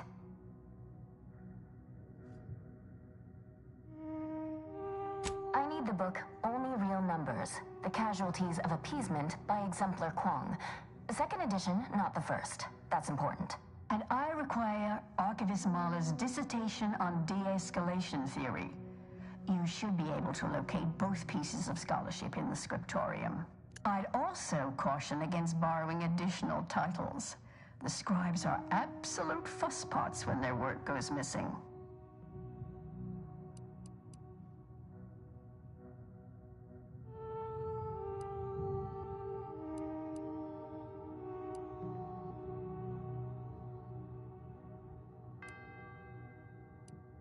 More or less, Seer Wiley put the question to us last week. Naturally, the problem of interference versus non-interference led us to a broader discussion of war's overall necessity. Oddly, he has not returned for his solution, which is just as well since we remain divided on an answer, though I'm confident we'll get there.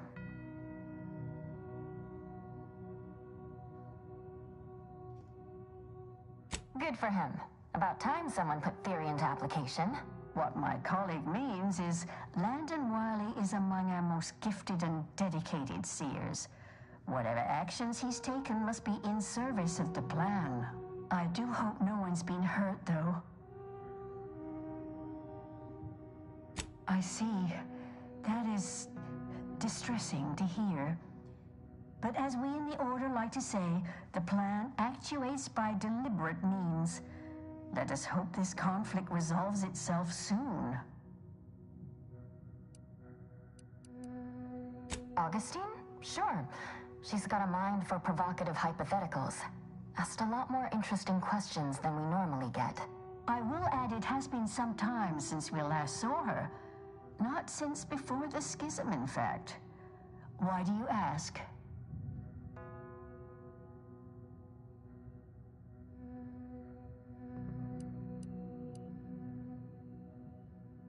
Augustine was obsessed with the rift. She wanted to know all the potential routes the Order might take to deal with it. We explained that the rift is an aberration of the plan's natural order, corrupting time and space and creating uncertainty. Consequently, all efforts should be made to close it. Oh, yeah? And how'd she react? Well, she hasn't returned, so perhaps she didn't like the answer we gave. Happens more often than you'd think. Apologies, but gossip doesn't fall under our purview. We've secluded ourselves here to avoid such distractions, so I would thank you to exclude us from any remote drama.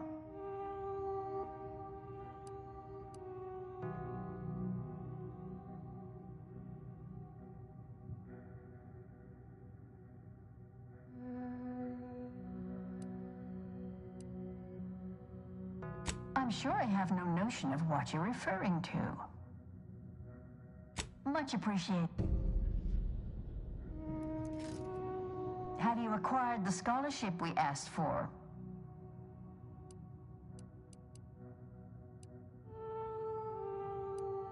You're in luck. I just finished my third reread of it. Chapter 47 is a real treat. When we're finished speaking, I'll put it in the collection drawer, but do take care with it, especially around the bath. We lose more good books that way. Much appreciated. We'll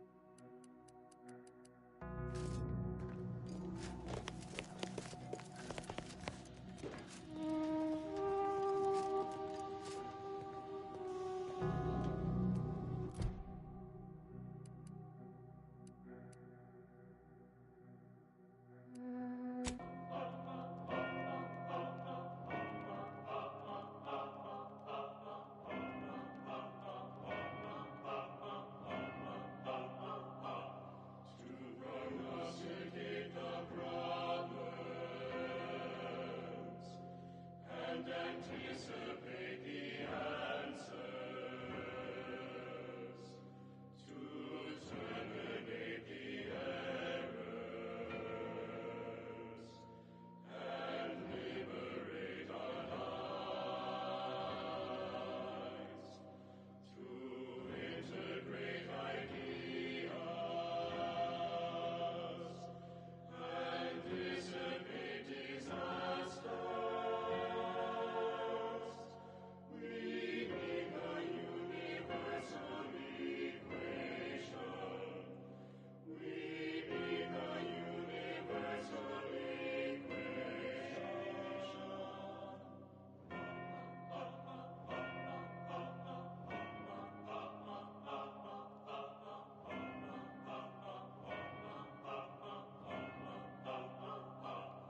to obliterate the obstacles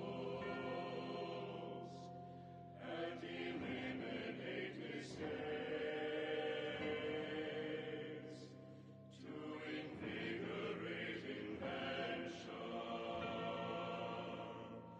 and proliferate the perfect, to assimilate the archive and extrapolate its outcomes. We need a universal equation. We need a universal equation.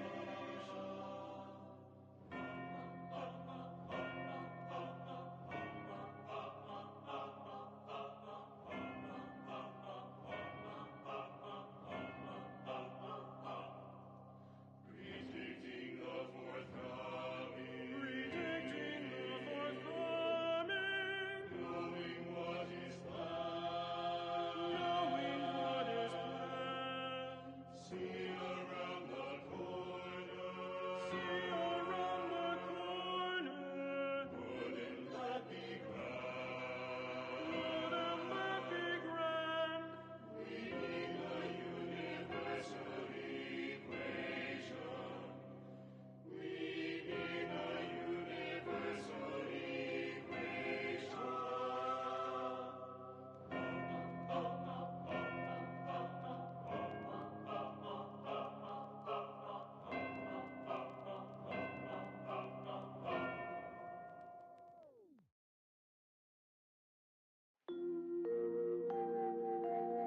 Broadcasting cognitive resonance across Arcadia, this is Grand Plan Wireless. Because reason never goes out of season, it's time for another administration of Relatable Enlightenment with Ask a Vicar, featuring Vicar Mag Sai. Today we focus on quantity over qualitative analysis with an accelerated round of brief layperson inquiries, starting with, does the Order know the outcome of this war? Of course we do. But such knowledge cannot be shared with the general public or broadcast over the ether. Such an action would shift the equation into new modes. It might introduce ancillary expressions that would invalidate our original solution. The mention of these topics risks catastrophic, predeterminative discontinuity. Let's move on.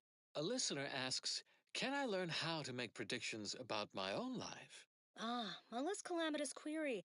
In no uncertain terms, you must never calculate your own personal life equation. The equation necessarily requires bijective isometry. Such a class of parametric mappings must be made by an objective third-party order member to assure non-arbitrary orthogonality. Make an appointment at your nearest predictory as soon as possible. Any more questions? Yes, Vicar. Because research shows the listener attention falters after a series of 3 items, here's our third and final question. My canid ran away. Where did she go? She's dead. Okay, great query and answer session, everyone. As your plain-speaking, relatable vicar, I'm always happy to fill your day with 2.5% more practical knowledge. If you're feeling anxious about what's next, just wait. Things to come have a way of constantly happening. The future is colliding with the present every moment.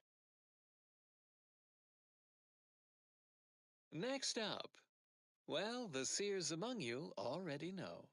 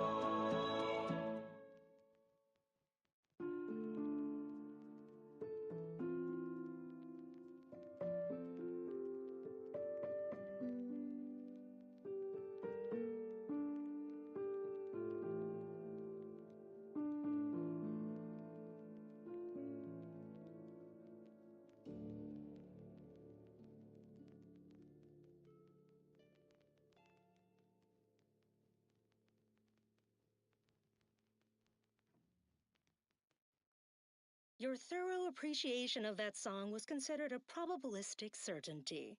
This popular number has been conclusively proven to promote cognitive function.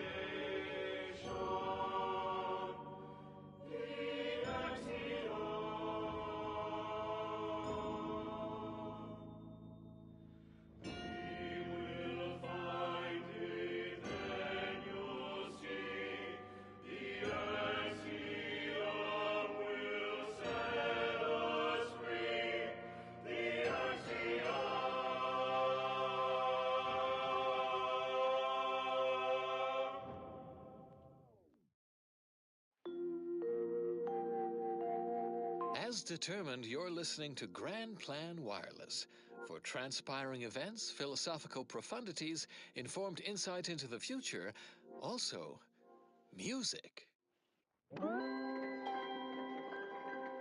Cordial greetings, fellow students of the Order. I once again have Vicar Magsaysay on hand to answer anything you ever wanted to ask a vicar. A listener asks, did the Order always plan on betraying the Protectorate? Well, that is quite the quarrelsome query. Apologies, Vicar, for springing this one upon you. No apology needed. Obviously, this inquirer is a former Protectorate ally, attempting to befuddle me. Poor soul doesn't seem to be living the ideal life depicted in their propaganda.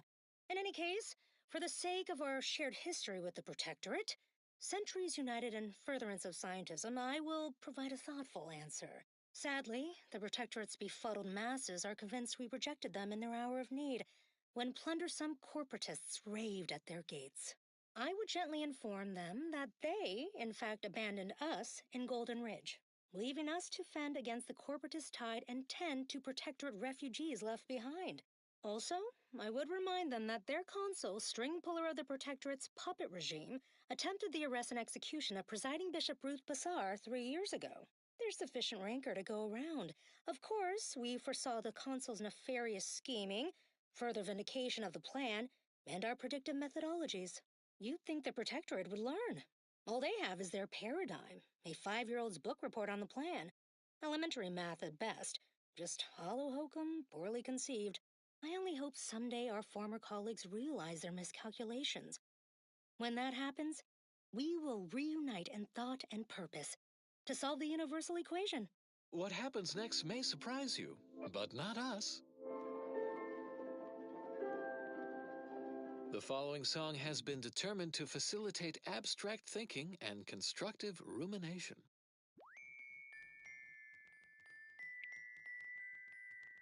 These outer worlds are cruel, the universe is cold. 2.7 Kelvin, if truth be told. Scientism is a lonely field, we research double-blind. The very fact we found each other boggles the undisciplined mind. I can count on you, you can count on me. We're the golden ratio, geometric harmony. When our theories are challenged, when we stand on peer review, you can count on me, and I can count on you. Colleagues can be cold, but academia's always true. Why use double entendres when sextuple ones will do? You taught me scientismic ways, even Sears did not foresee. 2 heavenly bodies never at rest, Shot by fluids to 100 degrees Celsius.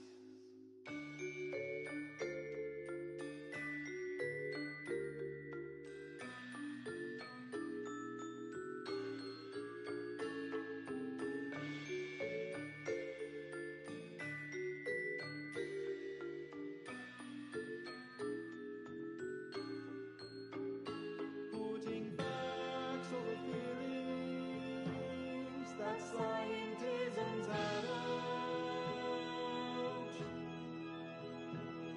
Together we rise above, We beat the mean average. we cite each other's sources. Cite each other's dissertations. In a universe of lonely nights, we have an internet collaboration.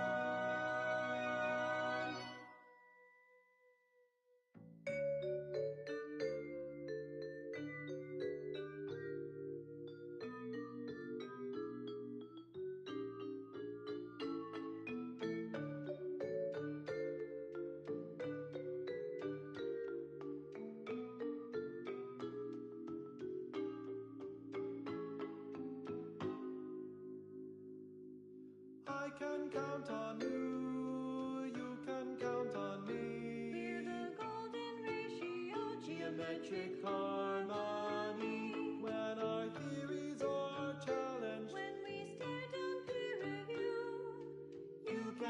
count on me, and I can count on you.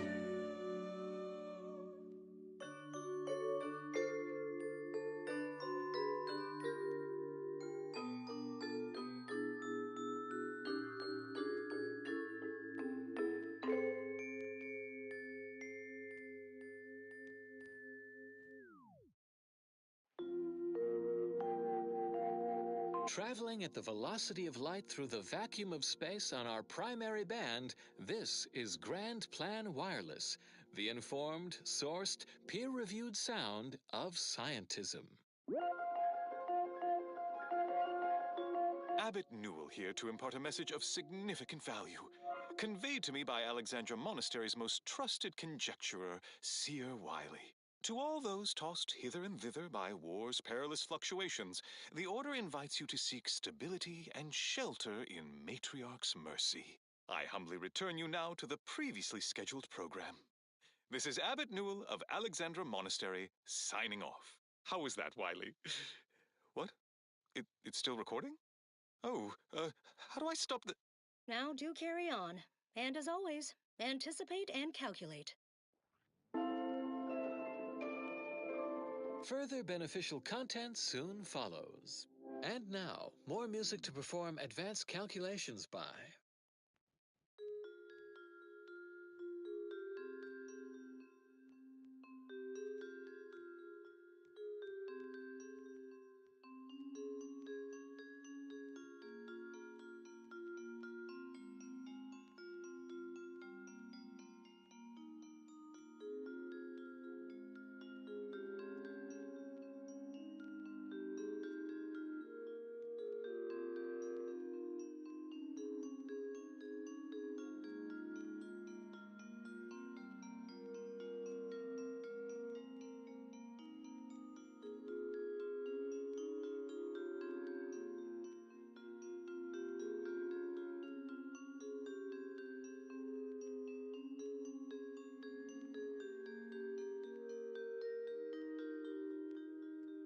One thing that you have to know, irrationality is good for the workflow.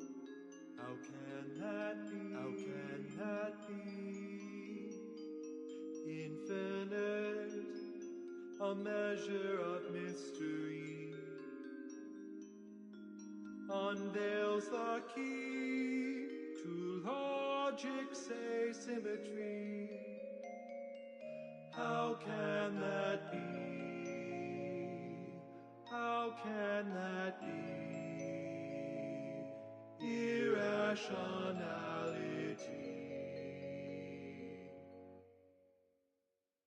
One thing that you must profess, irrationality is a part of our progress. How can that be? How can that be? Using pi, a number without end, evokes a result correct in the dividend. Accept it, and you can plainly see a positive externality, a positive externality, a positive externality. One thing you can plainly see, accept it. In this infinity, can it be a positive externality? One thing, the irrational term, accept it. In the calculation, can it be? Can result in explanations. How can that be? How can that be? How can that be?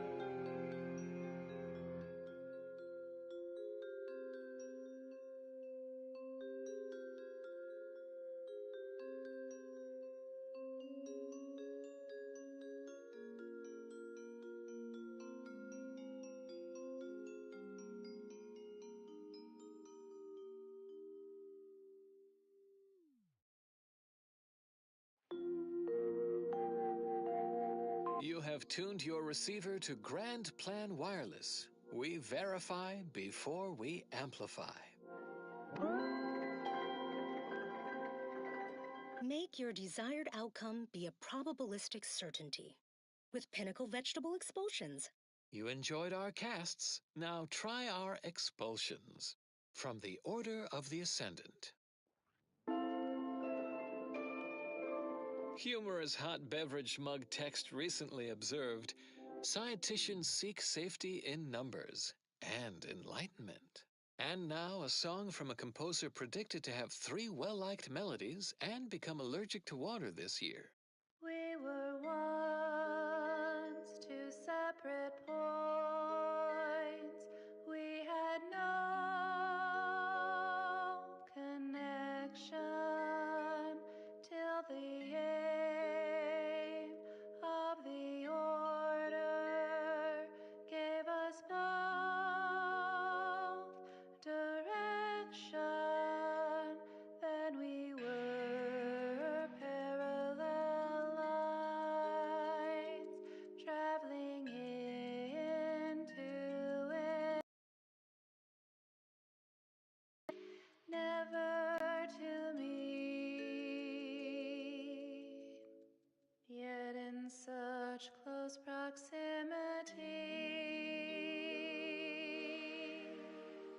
And then one day our eyes did meet, and fate set into motion that telltale surge of dopamine and increased oxytocin, so adrift within a flood of hormonal persuasion. I shall share with you now my heart's complex equation.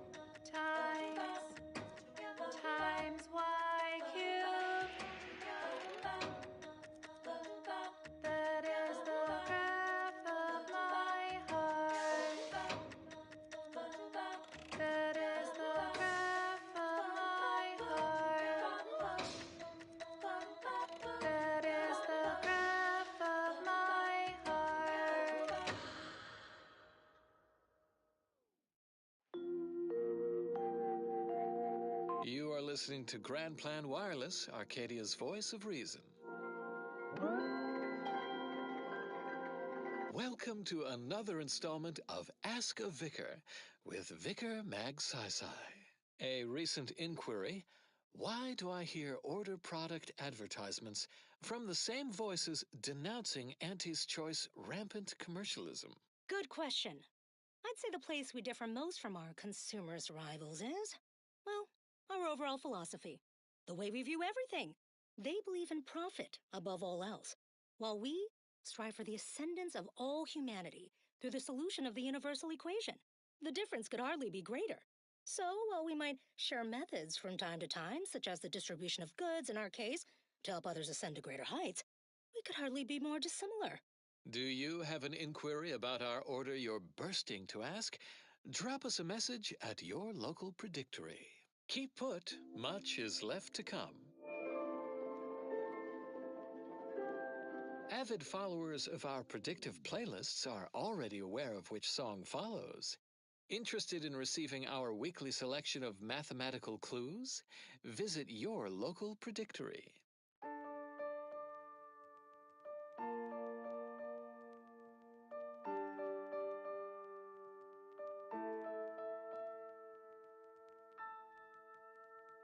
Do not worry when things become complicated.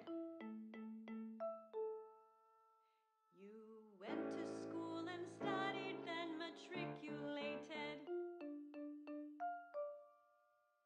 There's no need to suffer from perplexity in the face of a source of large complexity.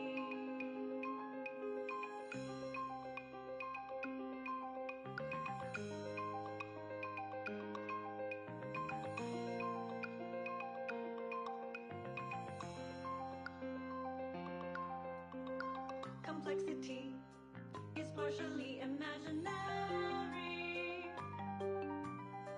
No need for fear, the concept isn't very scary.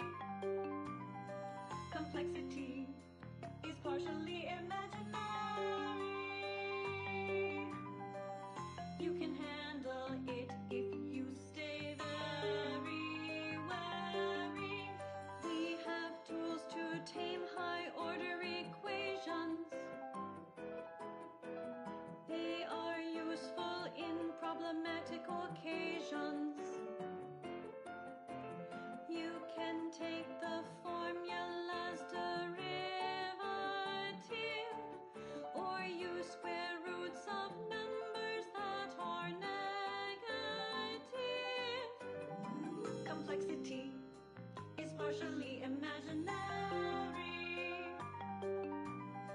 No need for fear, the concept isn't very scary. Complexity is partially imaginary. You can handle it if you stay very wary. Calculating the center of gravity of a shape possessing concavity, or a shape with manifold convexity. You can manage any such complexity. Complexity is partially imaginary. No need for fear, the concept isn't very scary. Complexity is partially imaginary. You can handle it if you stay very wary. Complexity is partially imaginary.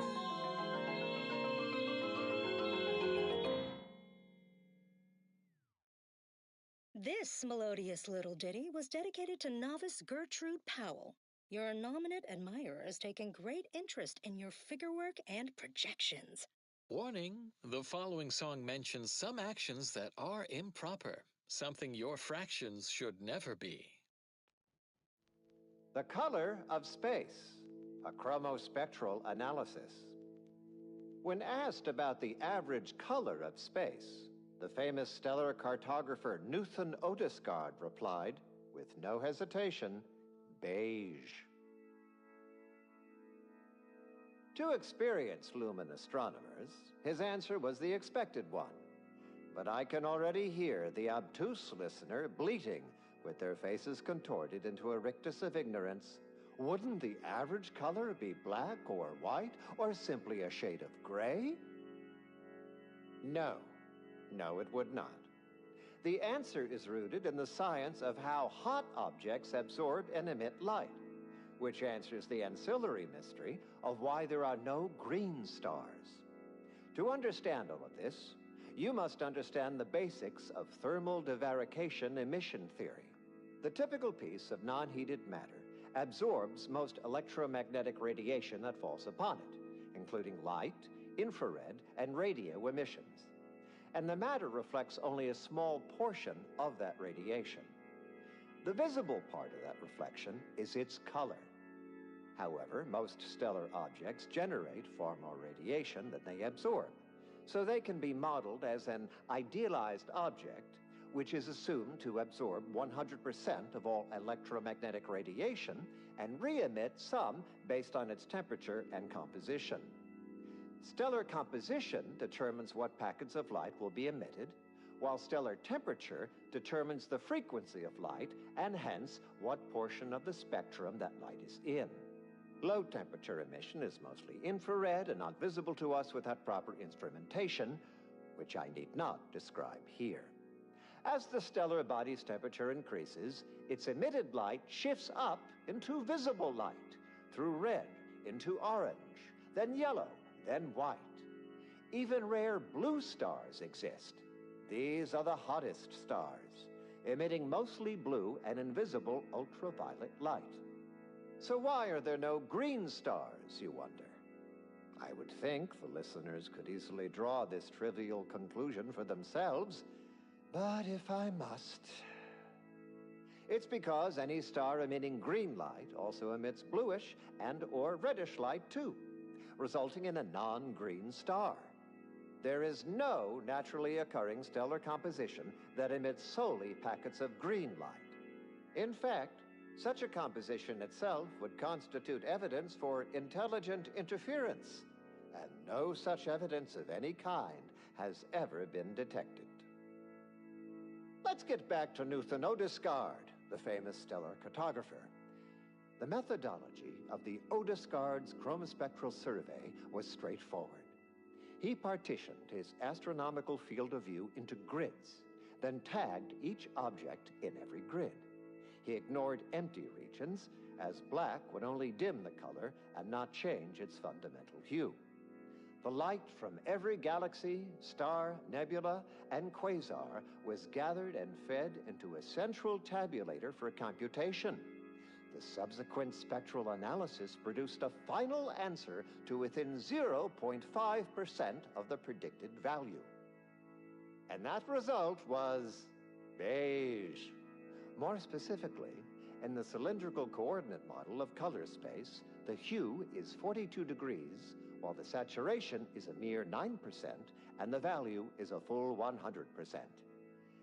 In more novice terms, while the color tends towards white, the addition of a variety of reds and some blues results in a more beige tone. And there you have it. So go forth, neophytes, and as you study your lessons, stare at the nondescript walls of your library, classroom, or dormitory facility, and exult in the knowledge that beige is also the color of the universe.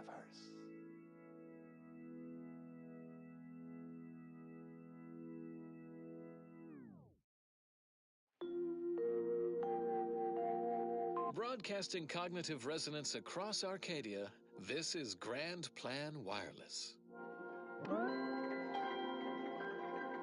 And now for some ageless wisdom from an academic so in touch with today's inquisitive laypeople youth. Time for Ask a Vicar with Vicar Magsaysay. The charismatic mathematician is always a popular topic. To wit, a listener asks, "What's this about the mathematician and his propensity for questionable ethics?" A bold query. Yet we do not shy from our founder's flaws. Yes, the charismatic mathematician did have feet of clay. For one, he was a prolific author of venturesome fiction early in his career. These narrative larks did not shall we say, endure time's unkind judgment, quite like his world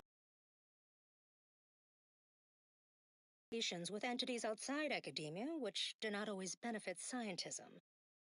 But come now, how can we fault someone yet to ascend, like all of us?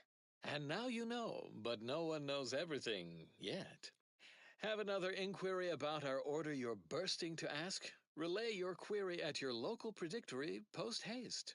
Stay tuned for what follows. Consistency in your work is wonderful. Consistency in playlists is not. Now for a new song.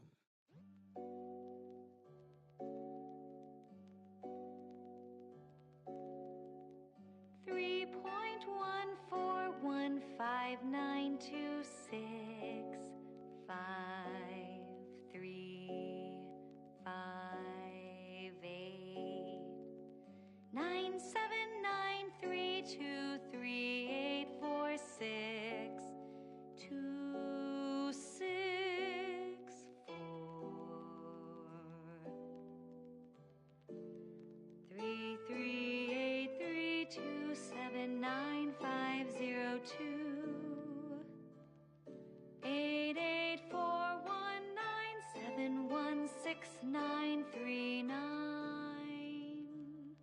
9383749.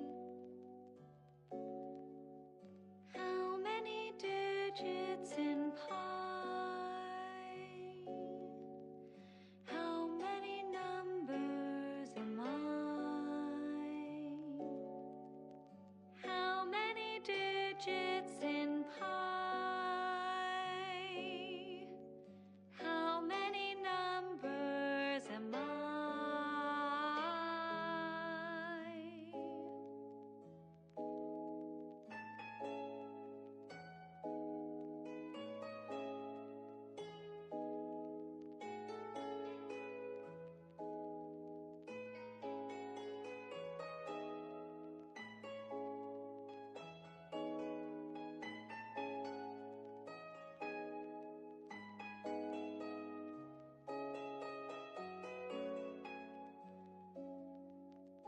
How many digits in pi?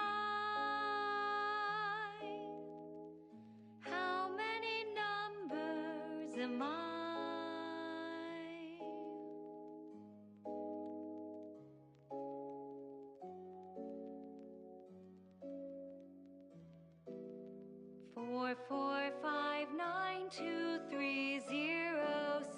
445923078 16406286208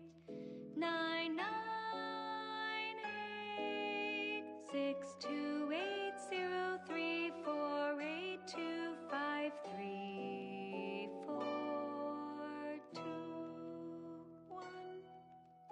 How many digits in pi? How many numbers am I? How many digits in pi?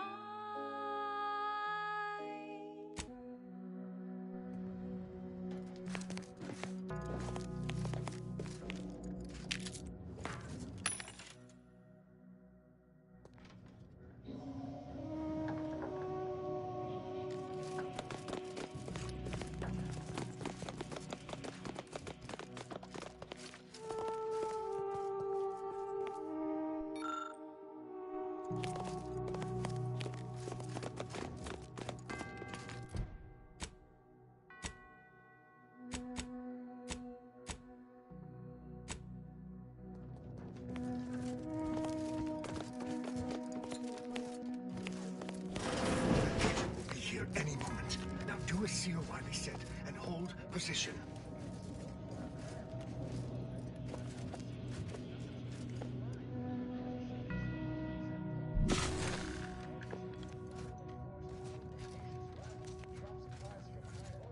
Those who do ratcheting not up follow my the plan will be terminated from it.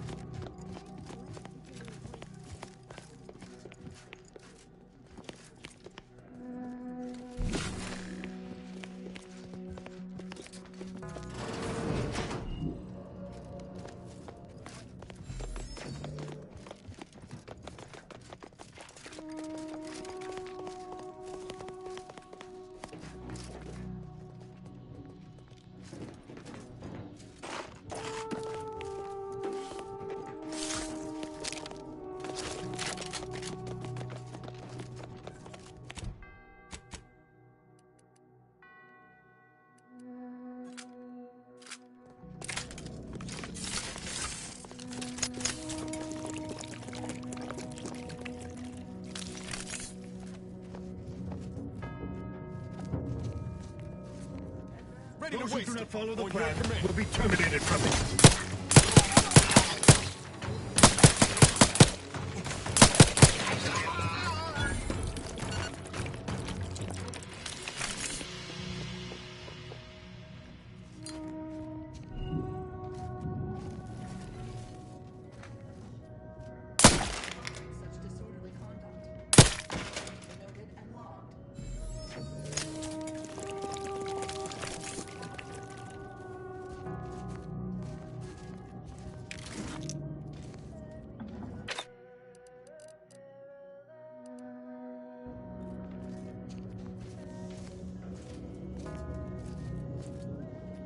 Proceeding to attack. It's the unknown variable.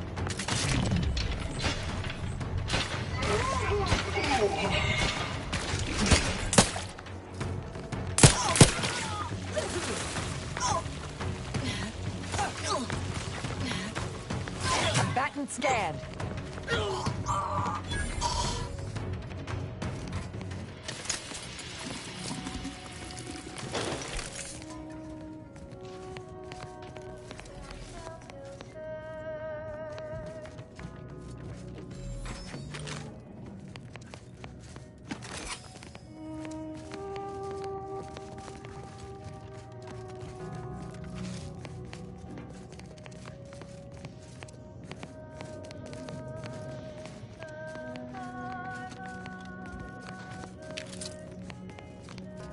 Could have swore we left Scrabbles back on the ship.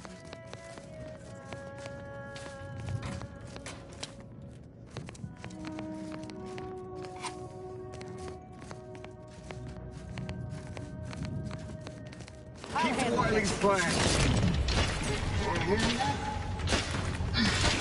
Eliminate the target. Adversary vulnerabilities identified. Easy on the actuators.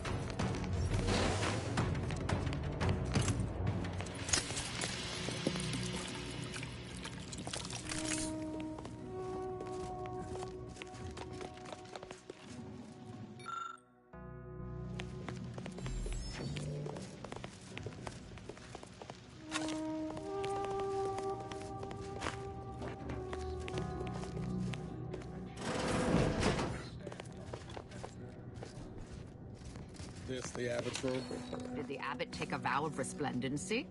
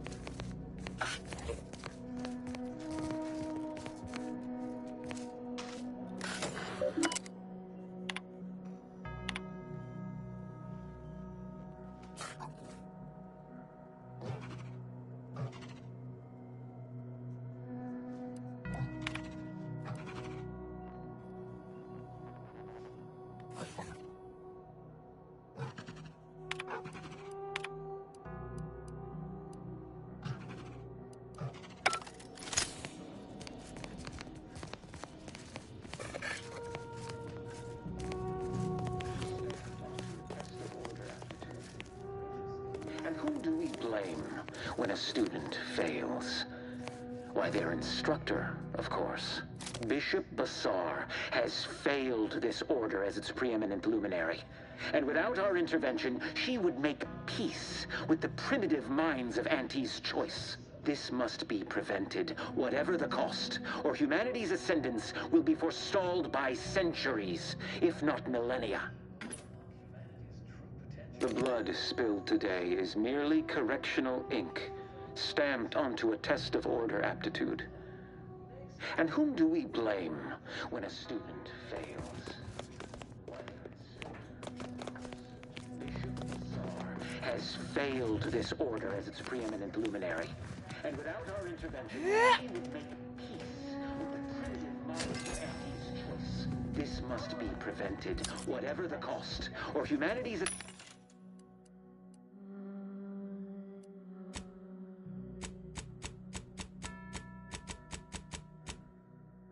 will be forestalled by centuries, if not millennia.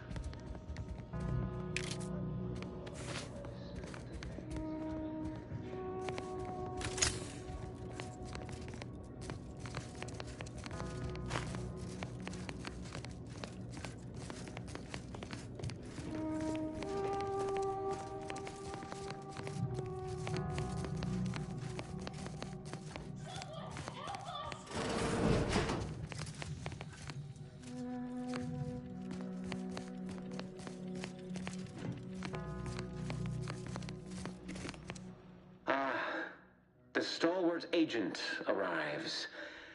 I need more time to finish my work, so I've prepared a choice for you. The hostages in the card press before you will die unless you intervene. If you go through the door on the right, you'll find the means to save them by solving a simple puzzle.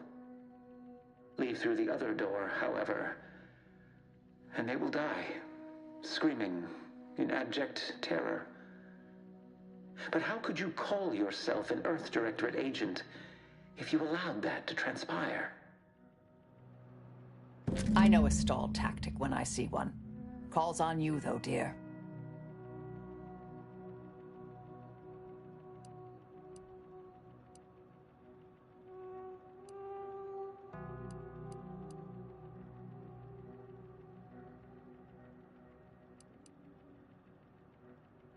Seer was right about one thing. We wouldn't be very good Earth Directorate agents if we just left them to die. Like the cut of your jib. Hard way it is, then. Very high probability.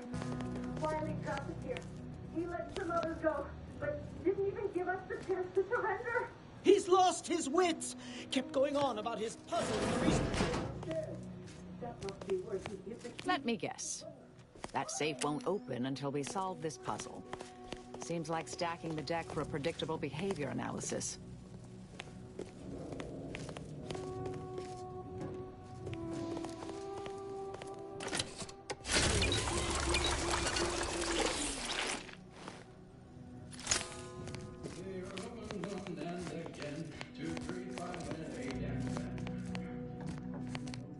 I've heard the Order enjoys a good brain teaser, but this seems excessive.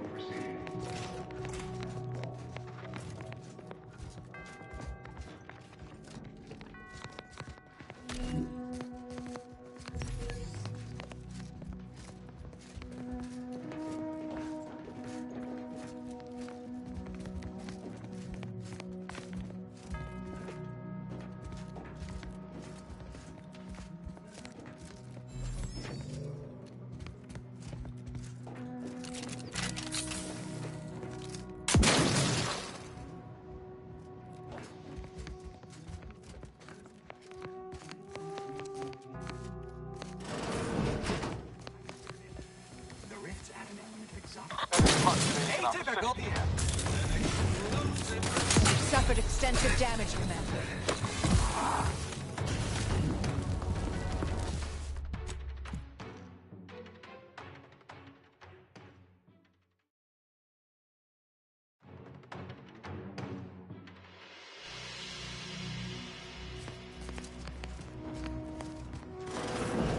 Let me guess.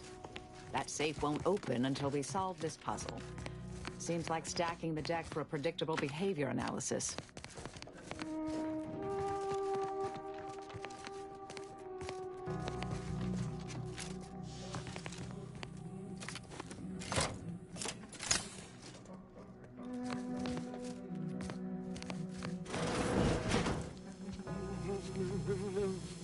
Got eyes on some no good. Getting field work.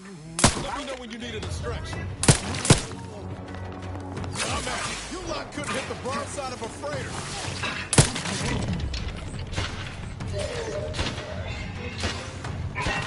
Gun weapon ready, Commander.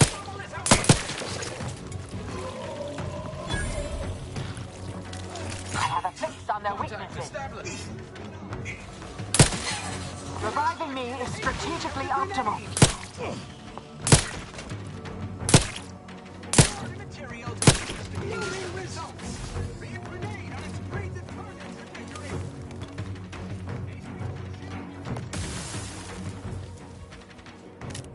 Knew you had my back.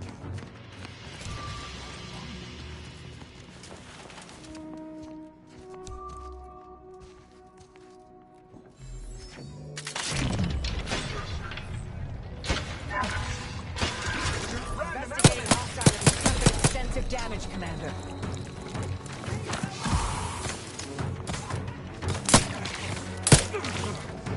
Target analyzed. Lay down fire.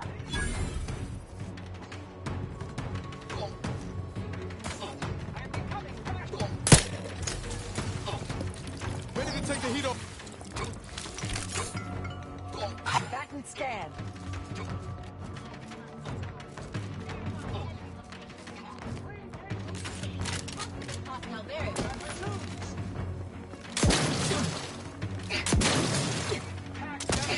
Adversary vulnerabilities identified.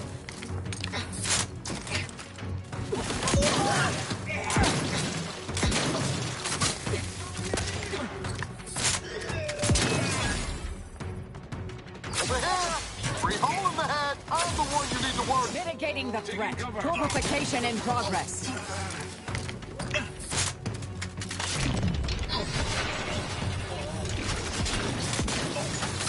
Vitals are in the red, Commander. Check your scopes for combatant analysis.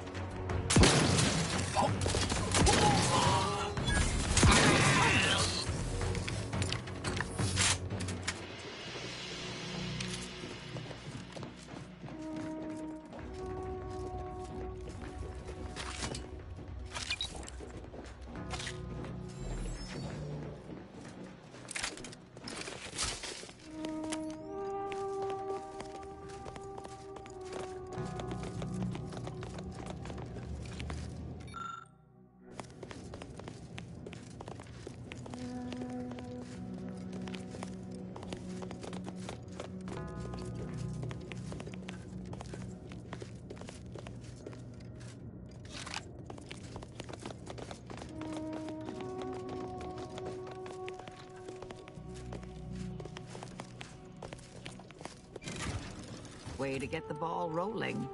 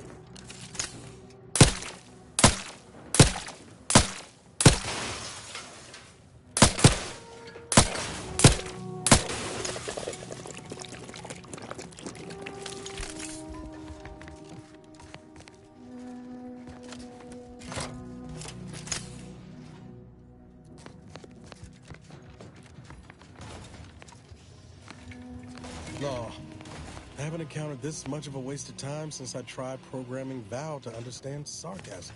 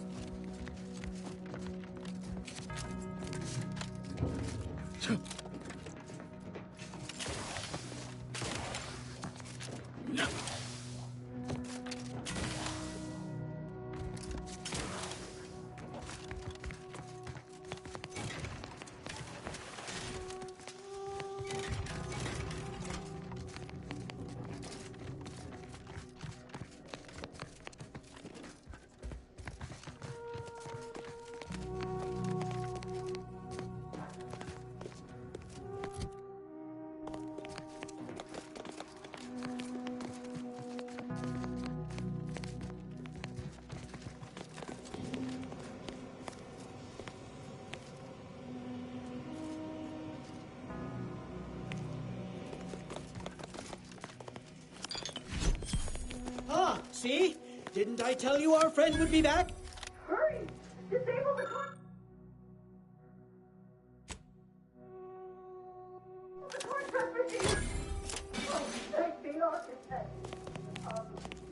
Not that I was concerned, mind you. Thank you, stranger. We should be okay here for now. Okay, Wiley.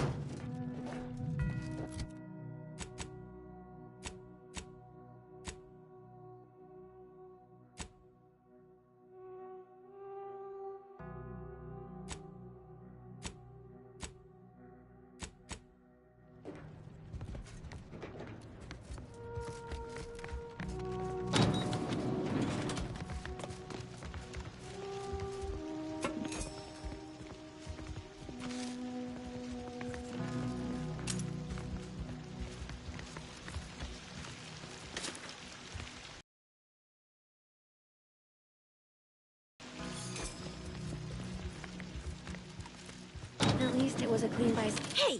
Body's not even cold yet. Show a little respect. Void it all. I told him he wasn't going to make it.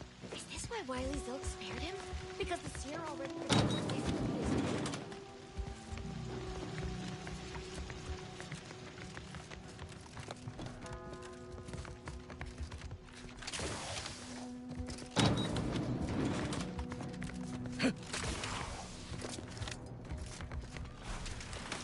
May all solutions proceed to problems.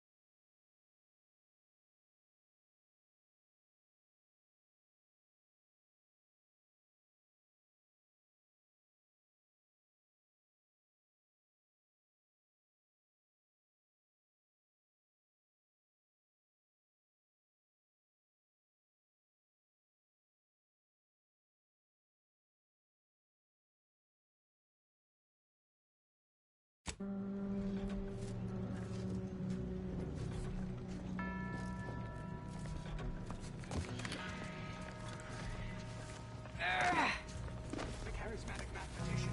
Spy move! Combat Be probable. divided by ourselves. And lo, it came to pass. Then he tells me, oh well, no use deliberating over unobservable quantum outcomes, as they say. Can you believe that? No. How did you respond? I said, unobservable quantum outcomes. Abbott Newell, I just need to know if you prefer your...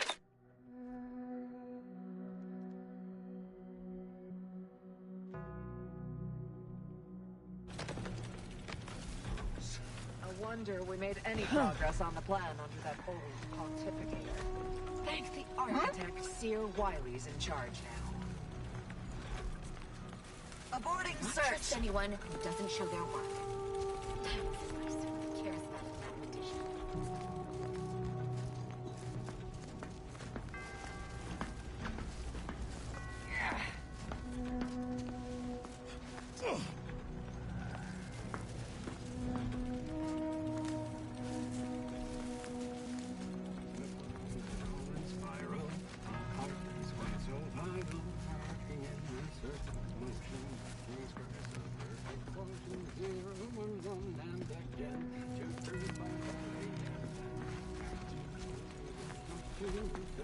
Forward, counting through.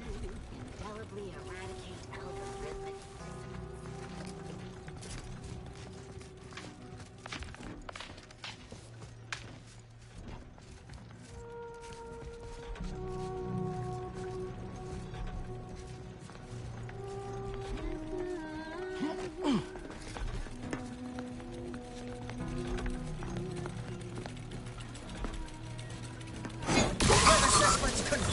Predicting it, closing in your near.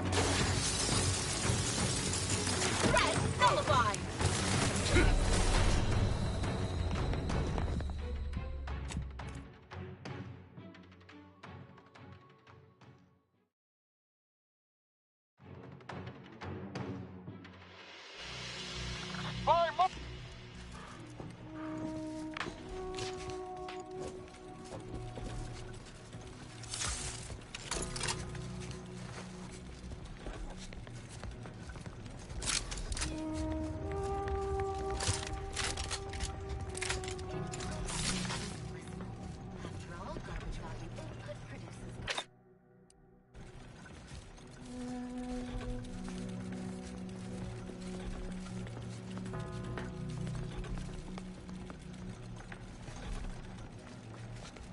Hmm? 1,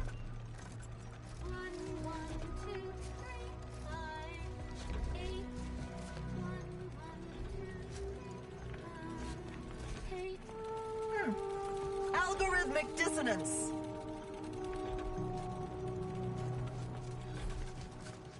Curious. Proceeding to attack. The force. Troublemaker approach.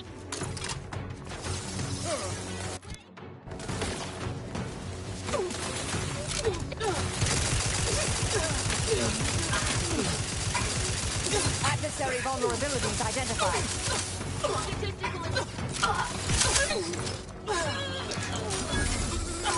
Let me know when you needed a stretch. Standing by to simplify. Vitals are in the red, Commander. Target analyzed. Lay down fire.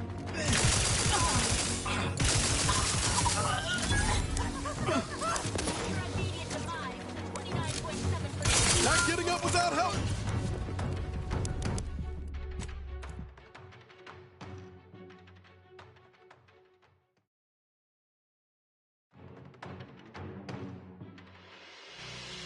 Troublemaker approaching.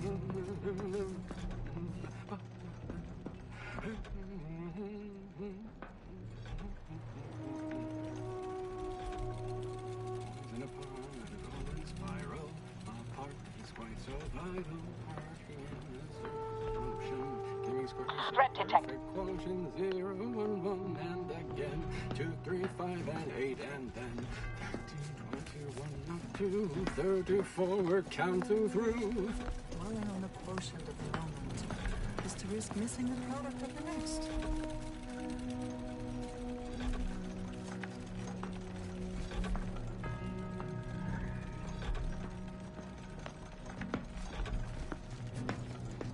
Integral precision is blissful. After all, garbage value input produces garbage value output.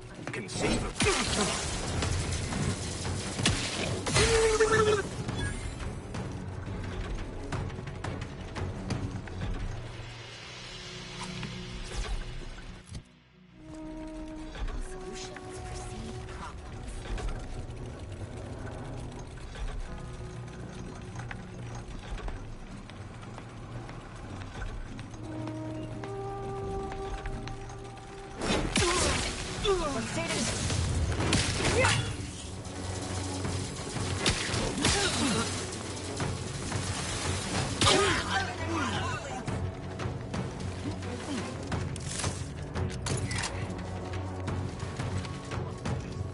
Target analyzed.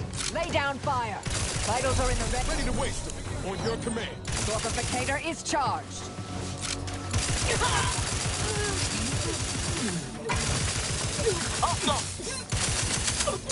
Adversary vulnerabilities identified. Torpification in progress. Mitigating the threat.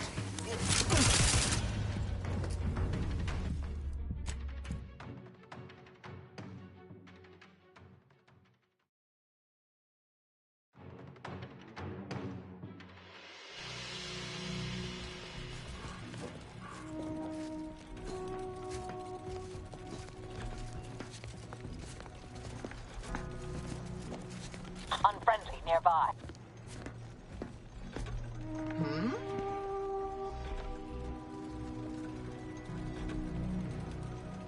Indelibly eradicate algorithmic dissonance. Aborting search!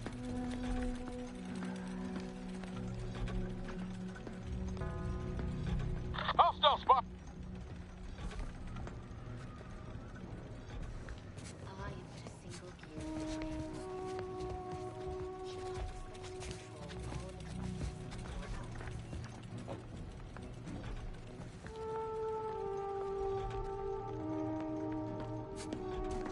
Huh? Assessing. Atypical!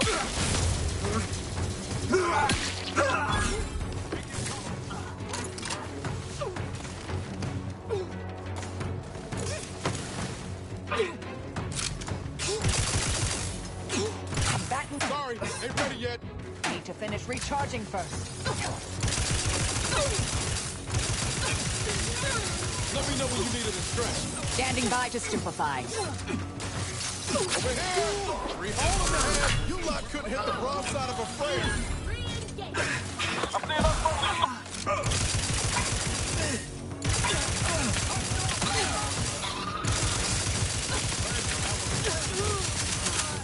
Torpification in progress.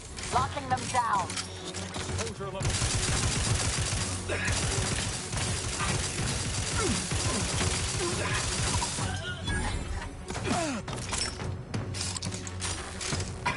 Adversary vulnerabilities identified.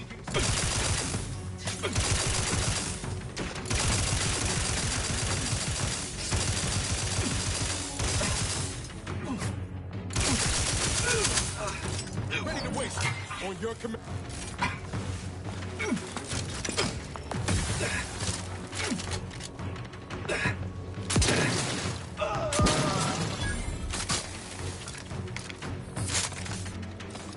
Target analyzed. Lay down fire. Go for torpification.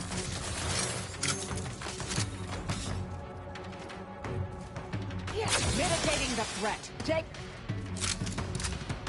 Hey, got a distraction for you. I'm the one you need to work.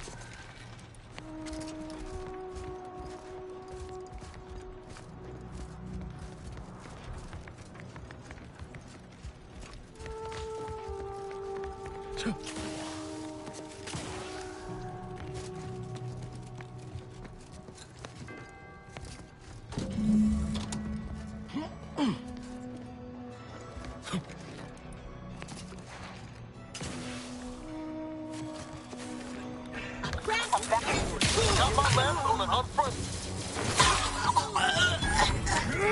Suffered extensive damage.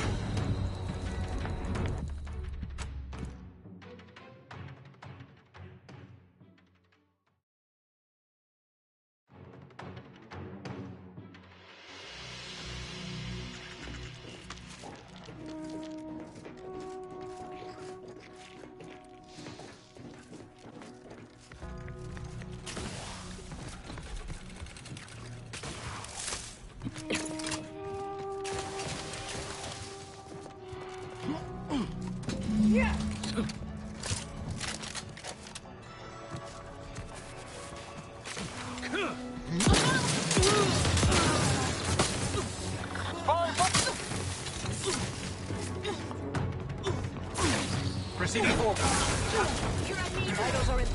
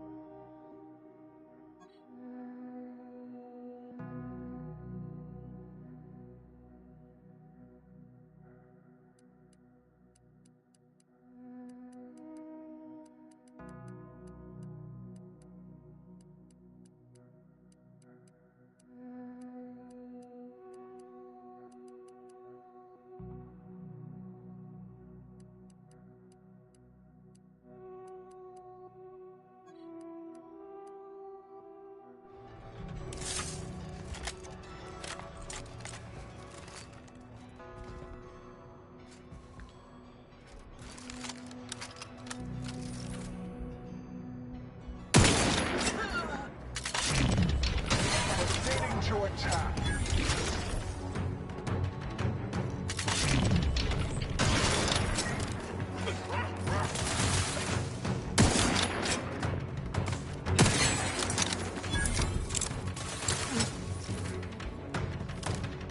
Target analyzed. Lay down fire. Mobilizing.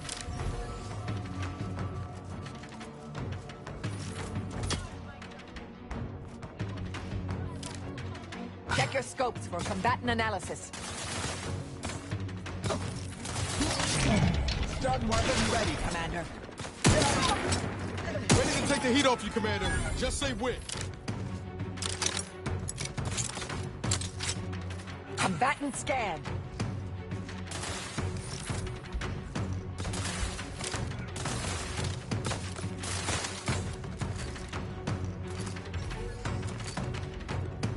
Torpificator is charged. Adversary vulnerabilities identified.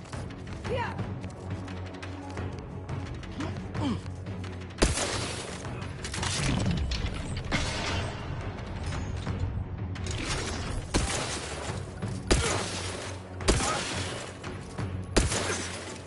I have a fix on their weaknesses. Torpificator at ready status.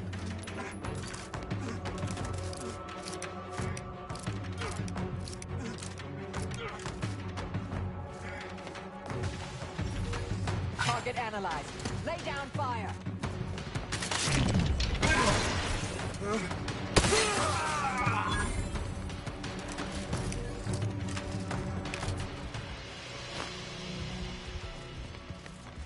Yeah.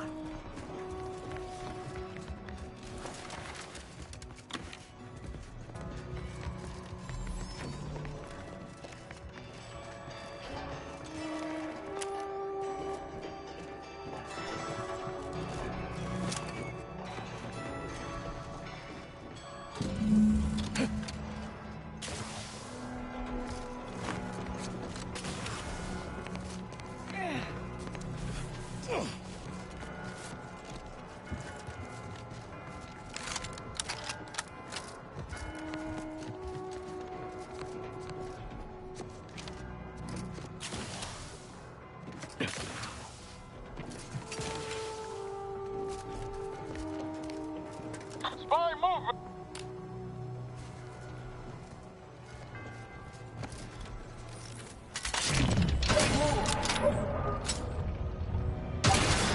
Hostilities are afoot. Casualty. Find the hostile.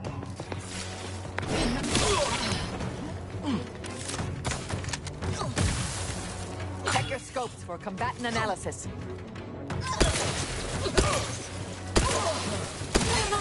Give the order, and I'll take care of him, Commander. That's the one you need to worry about. You lot couldn't hit the broadside of a freighter. I have a fix on their weaknesses. The fight out of locking them down.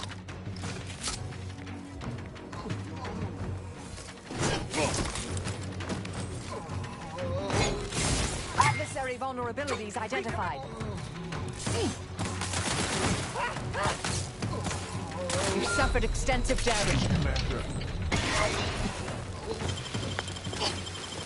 Take it! Combatant scan. Hostile spotted.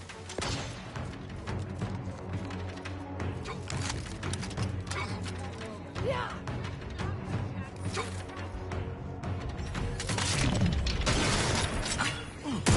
Guns cocked and loaded. Just give the signal.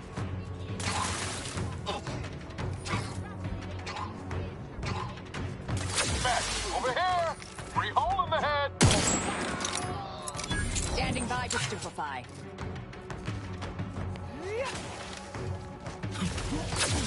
Vacation in progress. Mitigating the threat.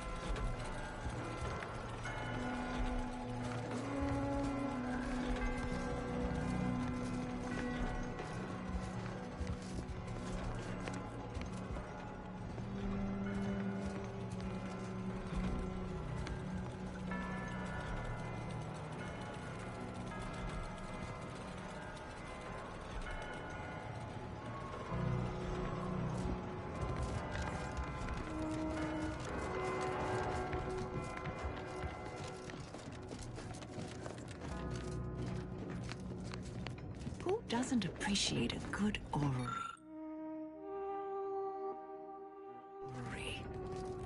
Worthless people, that's who.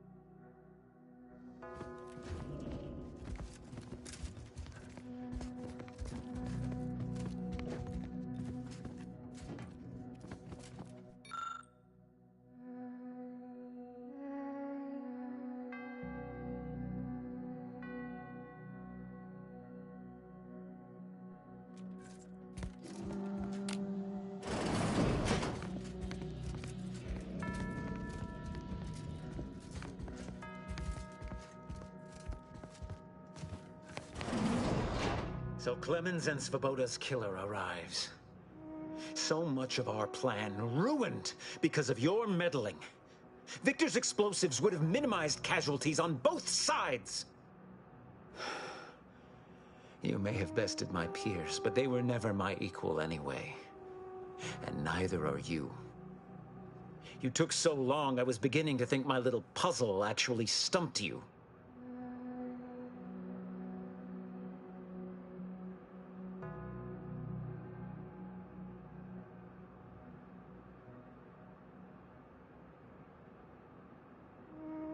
You seem confused.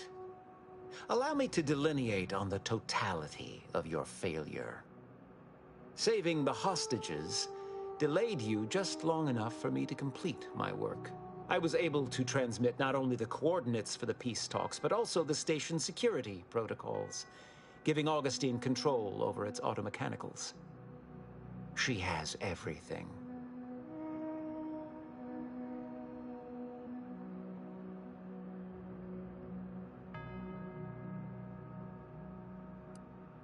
The Order has been dislocated from its ideals, becoming the opposite of all they espouse.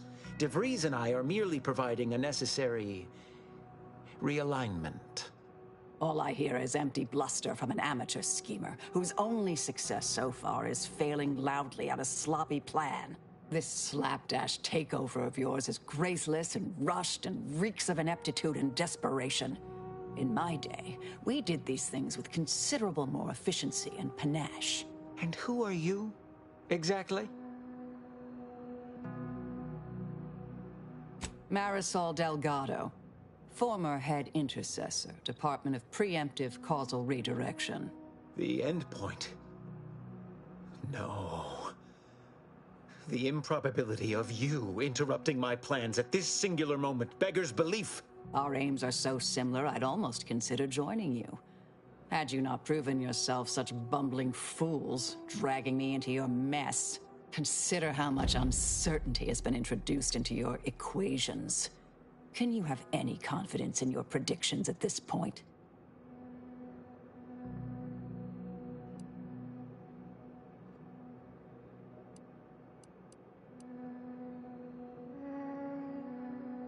What in the Architect's computational summary are you on about?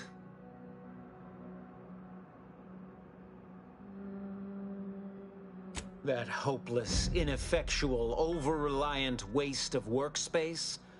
He wouldn't dare.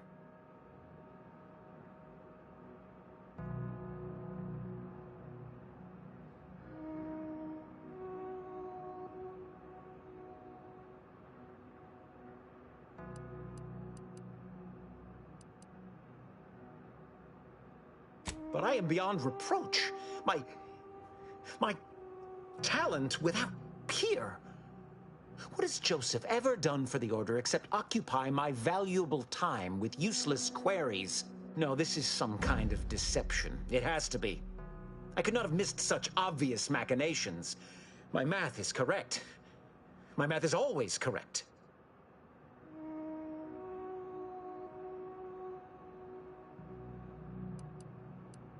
Perhaps the High Scholar did recognize some deficiency in me while my eyes were firmly on my own paper. No. What am I saying? Joseph can hardly solve for X in a standard equation without me guiding his hand, and he well knows it. He would never speak against me. You almost had me believing your deceit, I'll grant you. But I fear your statement column still lacks enough supporting evidence to persuade me. No more talking, Agent. It's time I deliver my last prediction to you, personally. Investigating hostile intentions. Riddle me with Target bullets all you analyzed. like. Lay down fire. Rejuvenation device at my disposal. You'll never put me on.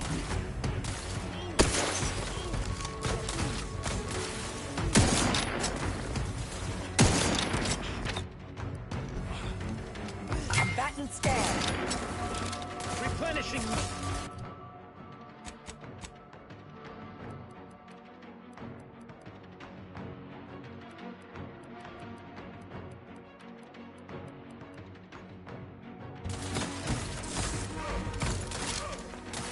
Let me know when you need a distract. Cleverly attempting to destroy the protector. I will attend. Got my lamps on an unfriendly. Our vitals are in the red. Sorry, ain't ready yet. I'm the one you need.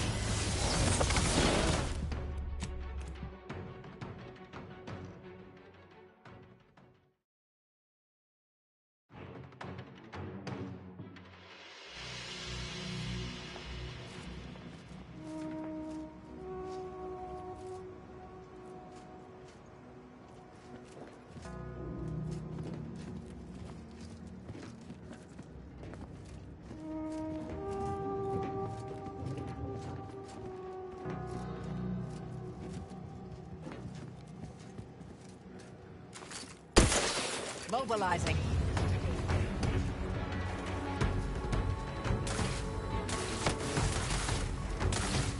Got some bad company.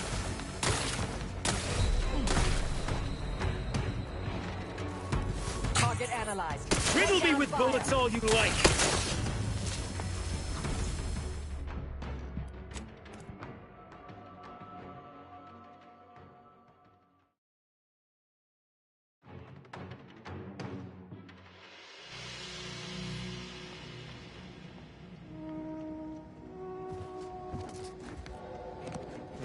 I will be the means to your end. Riddle me with bullets all you like. With this rejuvenation device at my disposal, you'll never do me.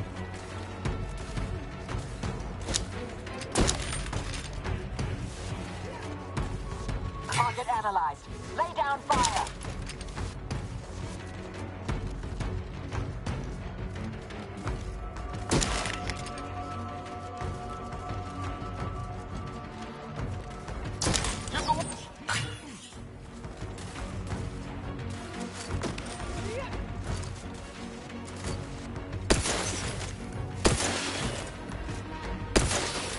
Torpificator is charged. Hey, got a distraction for you. Over here. Free hole in the head. Taking. Mitigating the threat.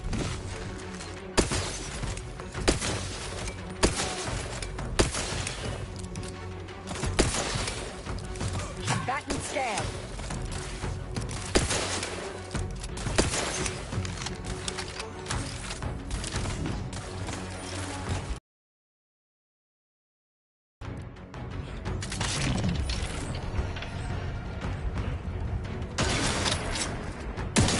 Check your scopes for combatant analysis.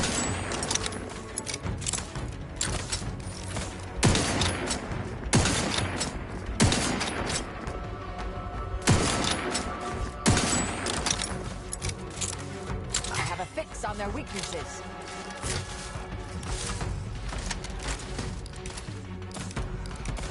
Guns cocked and loaded. Let's get the signal. Gun weapon ready, Commander. Adversary I say this with all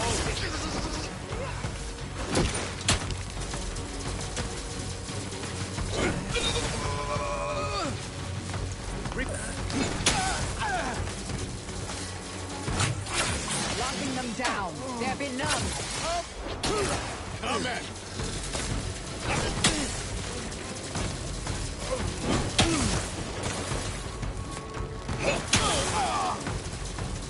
I have a fix on their weaknesses.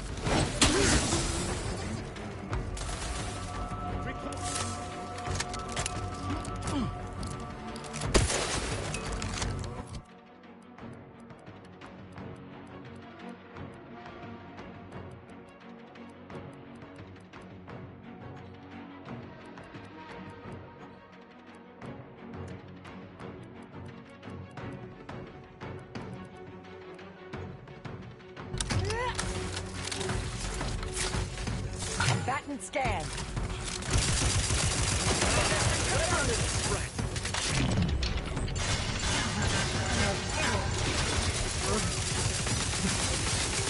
Approximating in our position. I'm seeing unfriendly soup. Adversary vulnerabilities identified. Ready to waste nothing.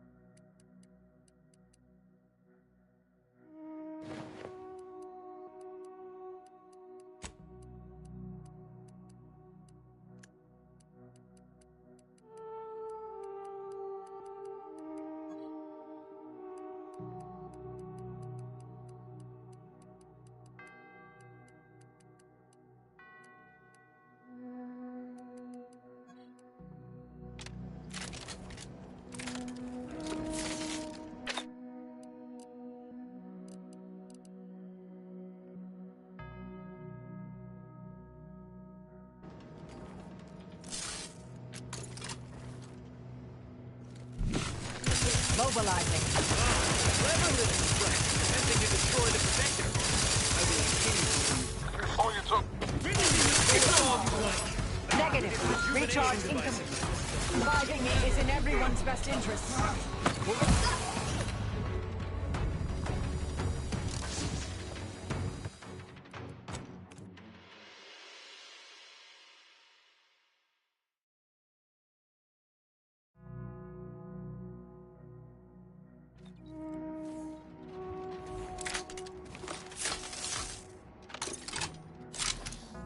Mobilizing.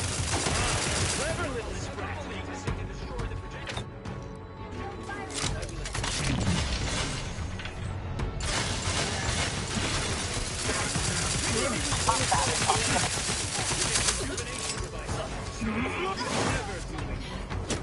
Try to limit further damage, Commander. I would not.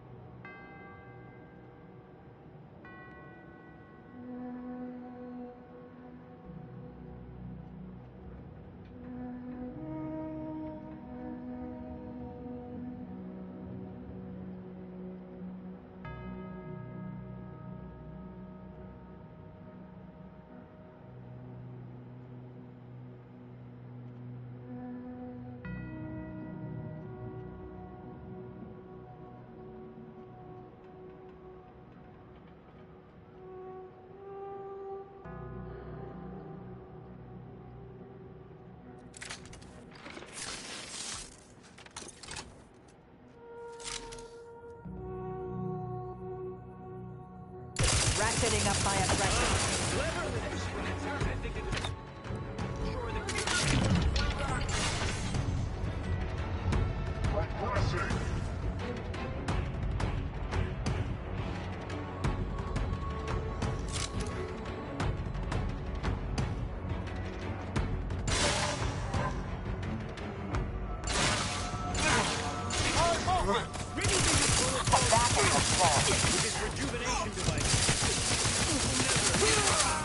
Do not refuse medical support.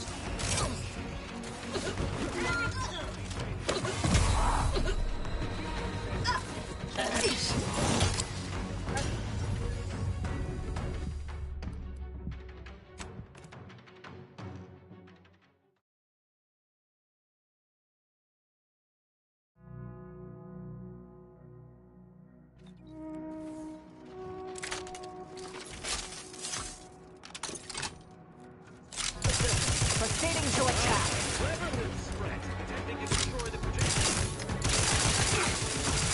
Enemy in vicinity.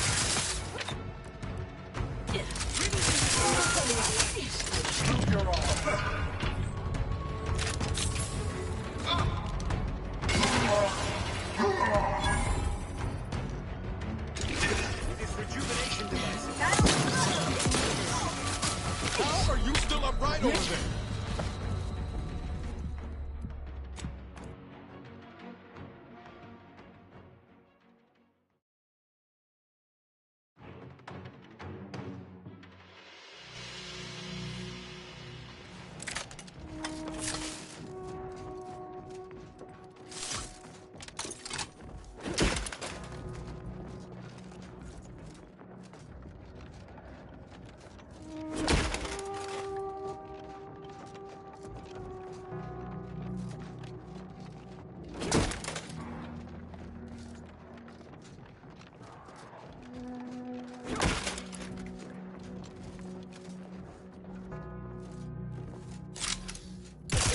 Mobilizing.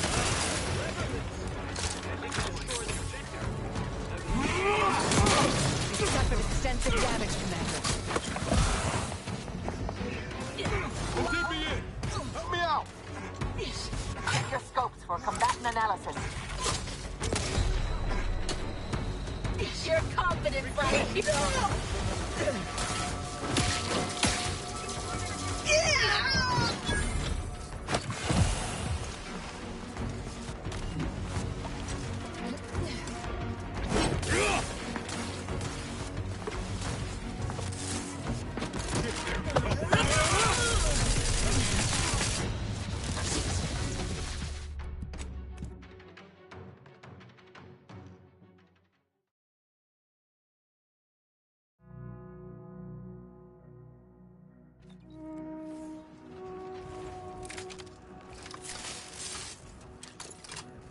Resorting to violence.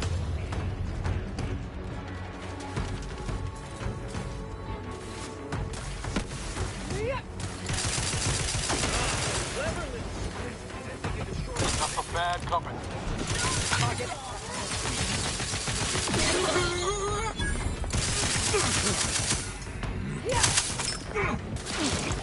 Ain't recharged. I don't know the red, Commander. I'm the one you need to worry about. Threat detected. Go for torpification. A serious miscalculation on their part.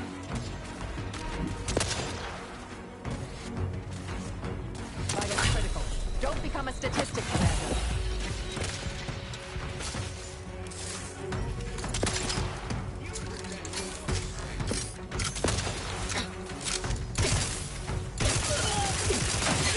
At this level, your combat proficiency is reassuringly marginal.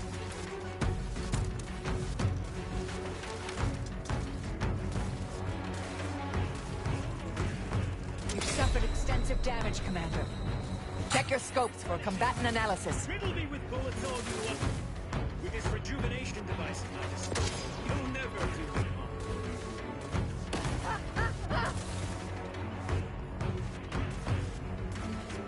I have a fix on their weaknesses. Replenishing action.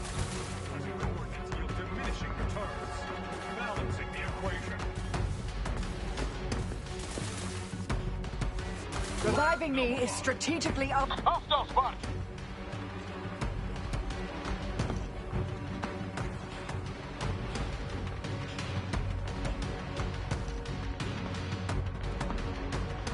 Predicting bloodshed.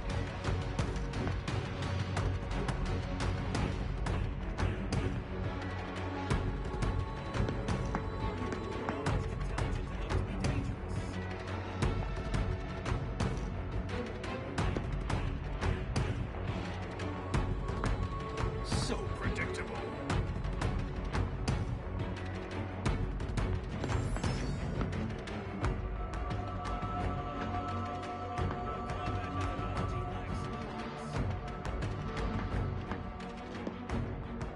Exposure levels untenable. Displaying customary intimidation.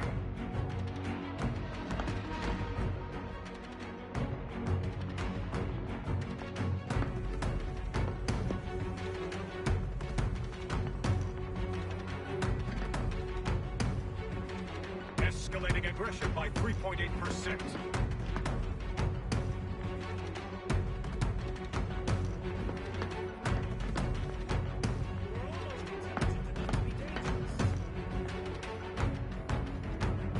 Taking cover. Obviating.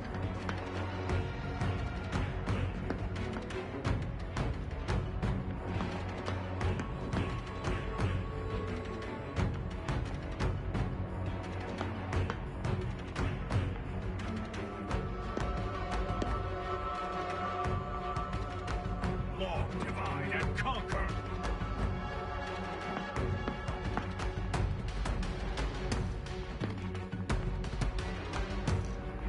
Moving to a more fortified position.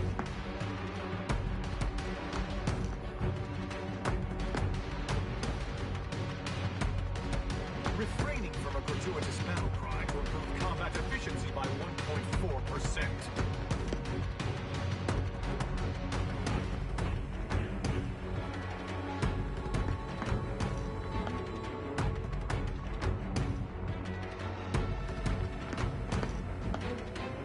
Atone for your logical fallacies.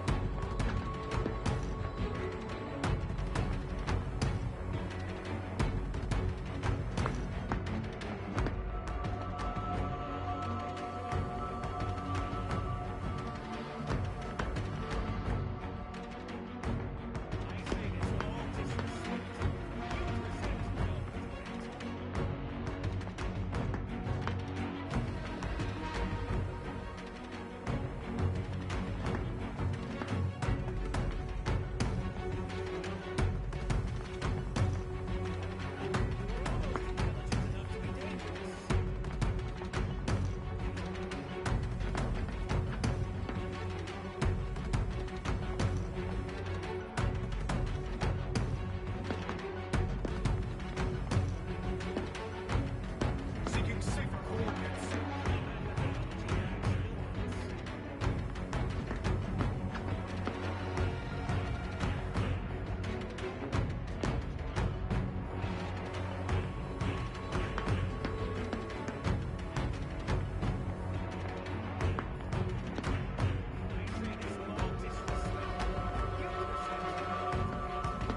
Exposure levels untenable.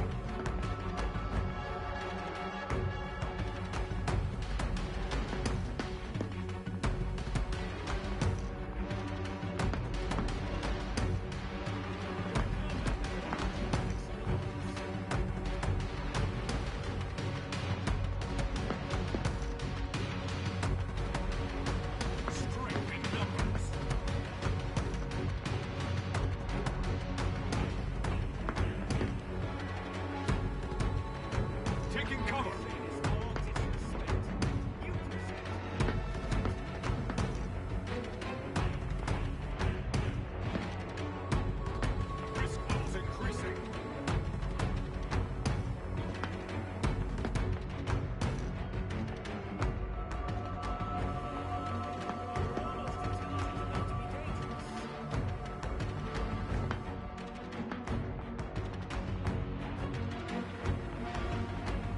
atone for your logical fallacies.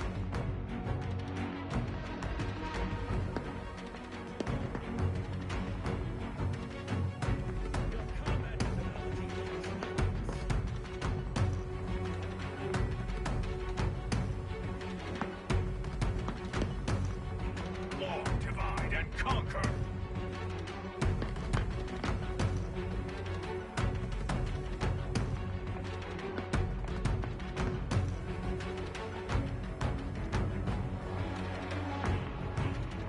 Seeking safer coordinates. Obviating.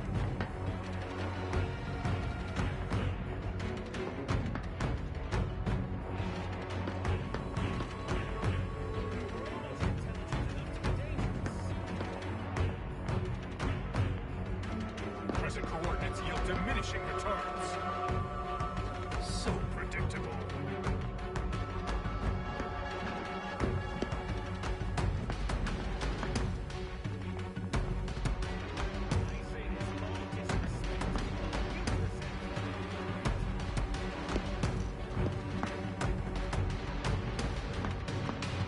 Escalating aggression by 3.8%.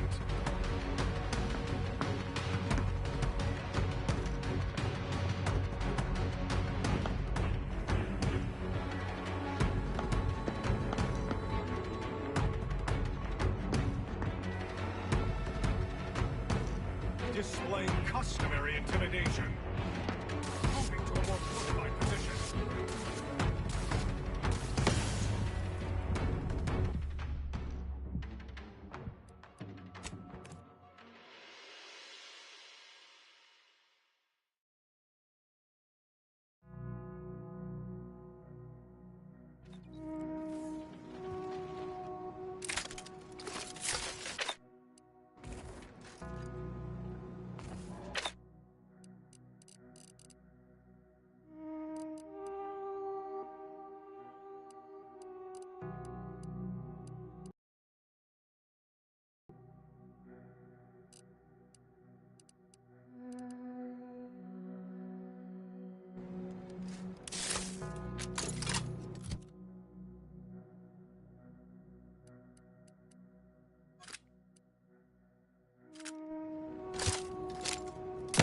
Investigating hostile intentions.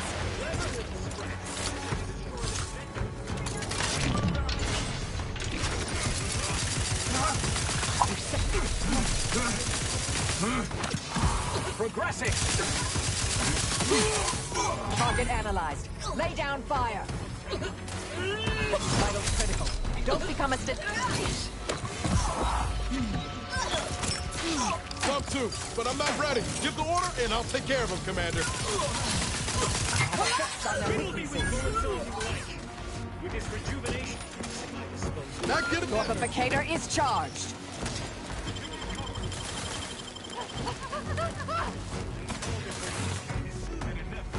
Check your scopes for combatant analysis.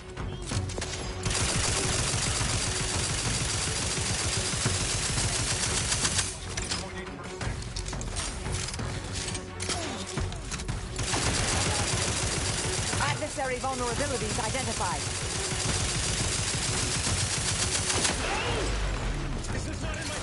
Suture me up.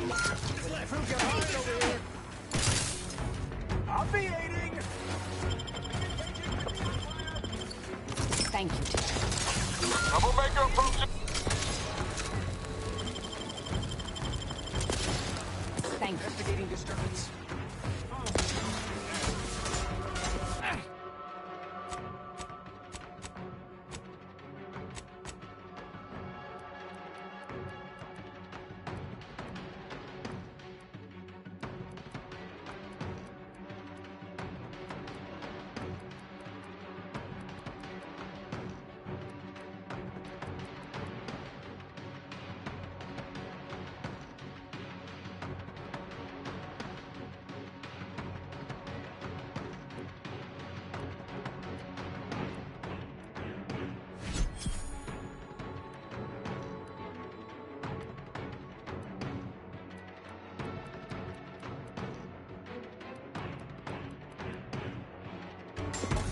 Combatant scan.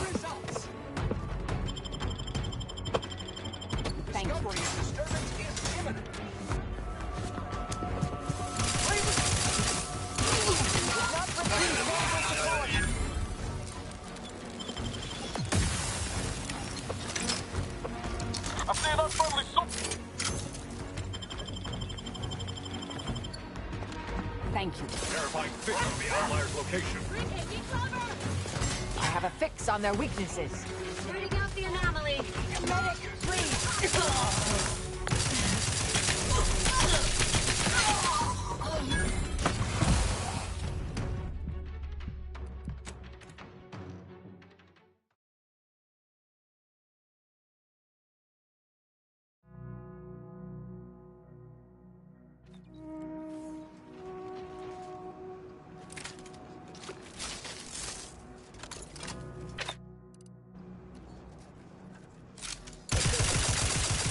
Resorting to violence.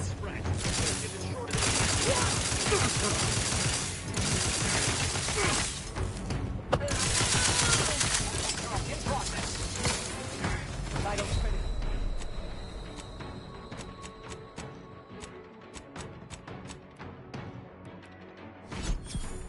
Don't become a statistic. Combatant scared.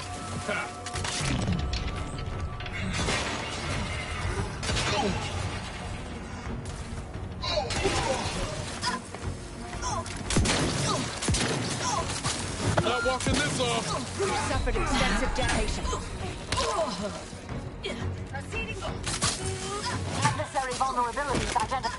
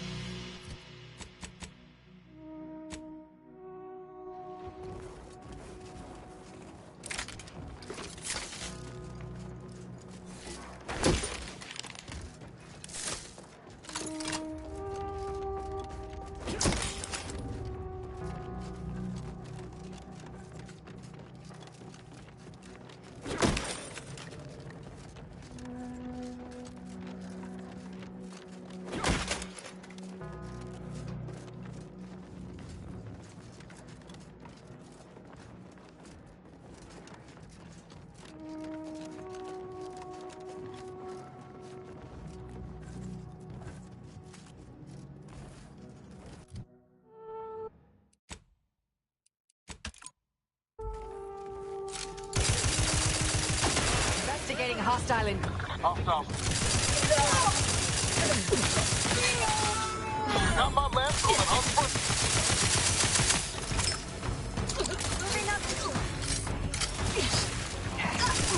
Adversary vulnerabilities identified. And no one to carry the remainder. Try to limit further damage, Commander.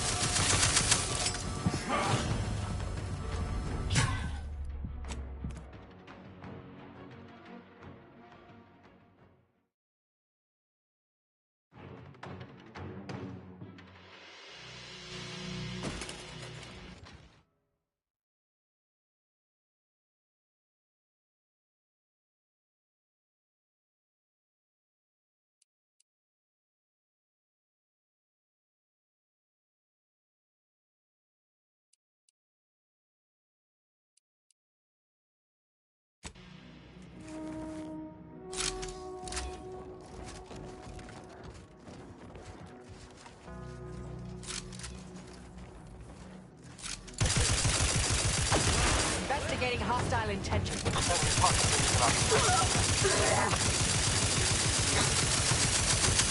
seeing unfriendly soldiers.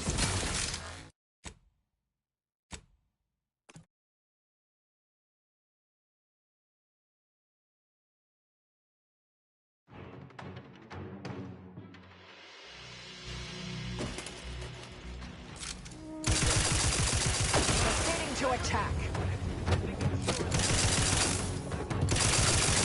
Troublemaker approach.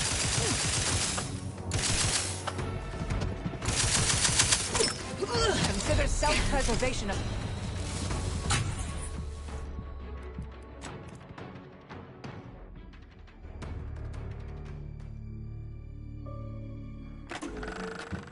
You sat and watched as Victor killed himself? You are one cold-blooded agent. I can't believe Auntie Cleo hasn't already made you VP of Human Capital.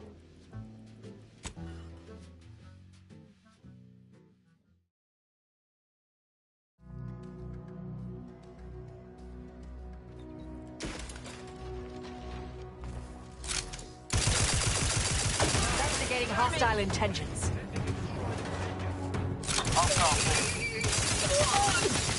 Troublemaker approaching.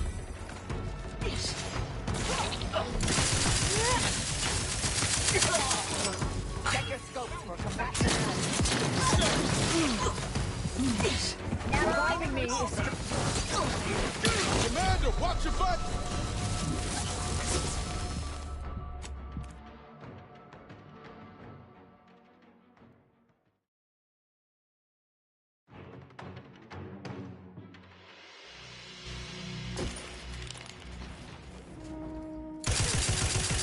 Proceeding to attack.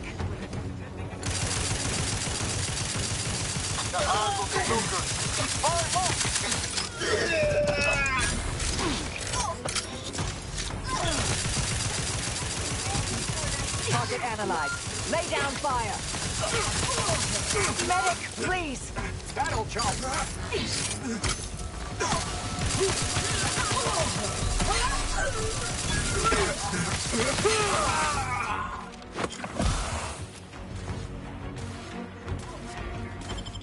Replenishing mechanism. Thank you, dear.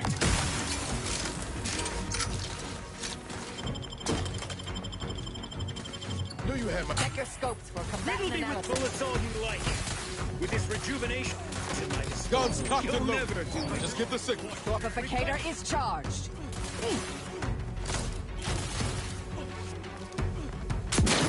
Combatant scan. Not walking this off. Stand me back up. Troublemaker approaching. 3.8%. That's the one you need to worry about. Hey, got a distraction for you.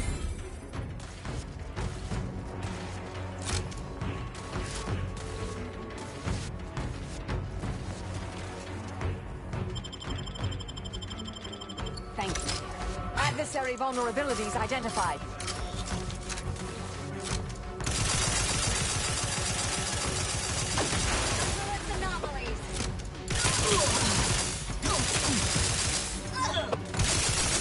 I have a fix on their weaknesses.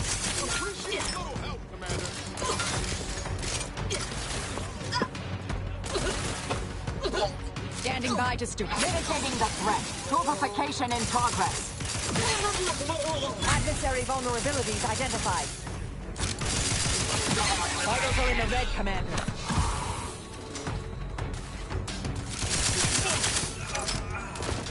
Suture me up. Would improve your odds. Thank you, dear.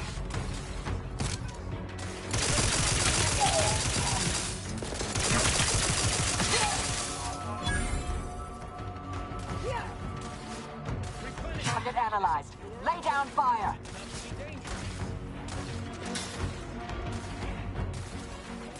I would not refuse medical support.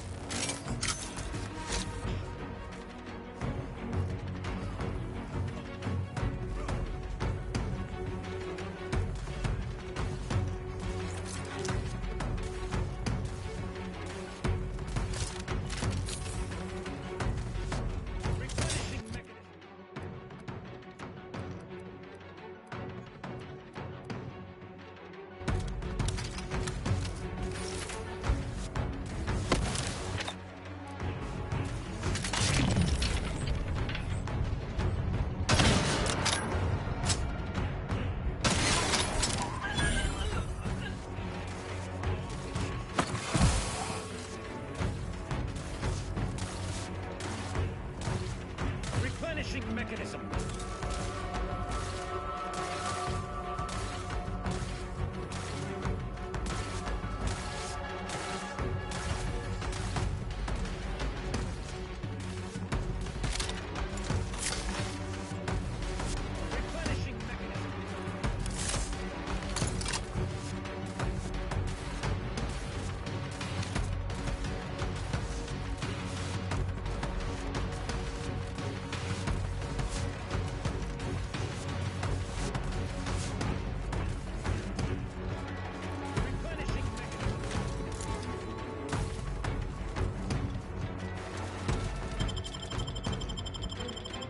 Thank you, dear.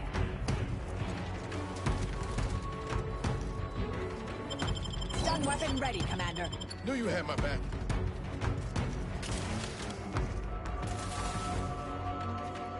Back and scan. Let me know when you need a distraction.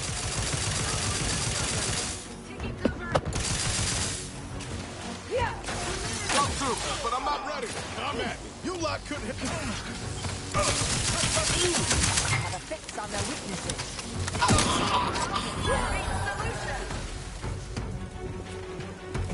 Taking the fight out of them, locking them down.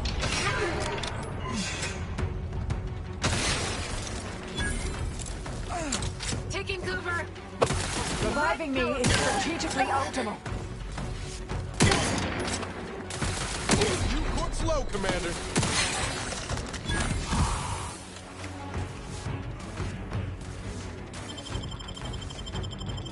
Thank you, dear.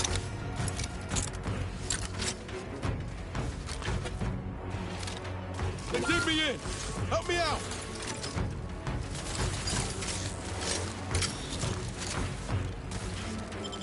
Check your scopes for combatant analysis. Ready to waste them. On your command.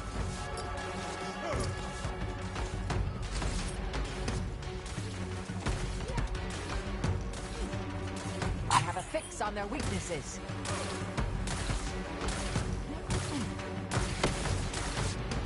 Punishing mechanism. Torpificator at ready status. This is not in my predictions. Whoever is left. Give enough. Torpificate augments down. Remove him from the equation. Over here! Free hole in the head. I'm the one you need to worry about.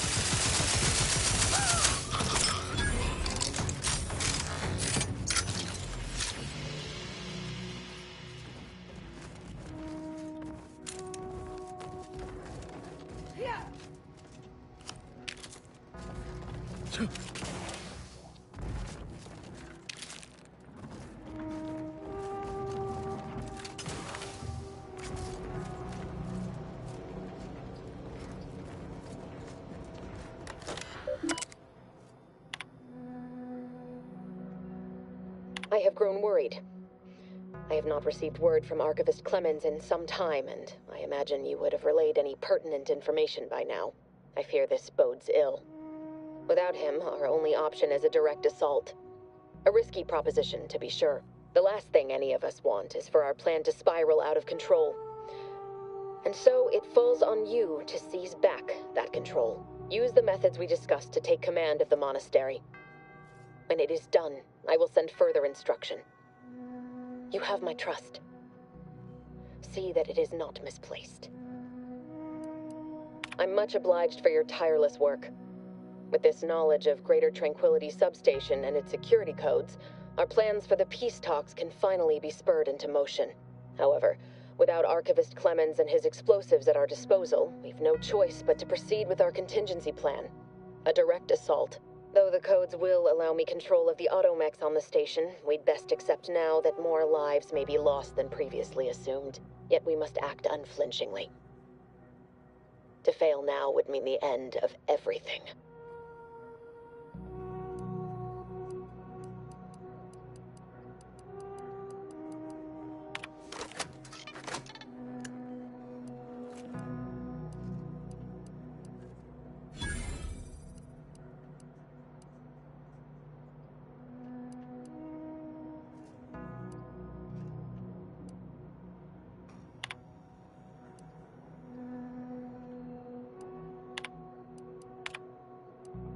I'm much obliged for your... However, though the codes... Yet we must act...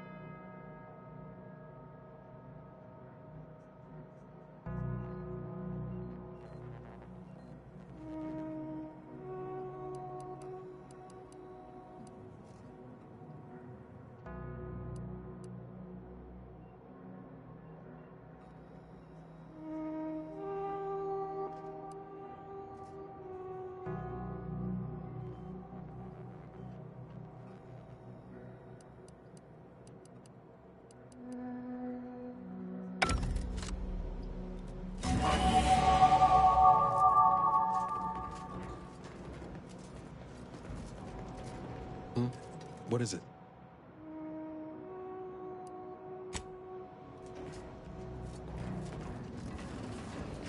We should return to the incognito.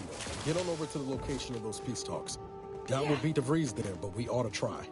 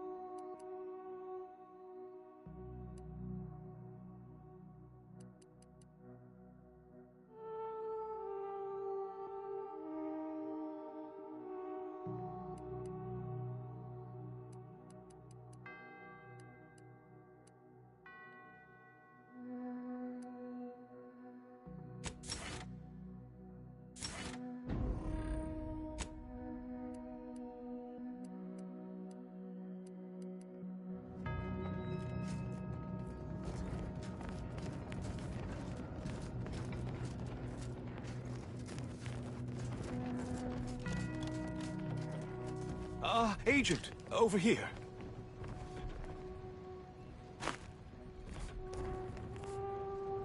It seems the situation here has been resolved, but I don't see Seer Wiley. Were you able to secure his safety?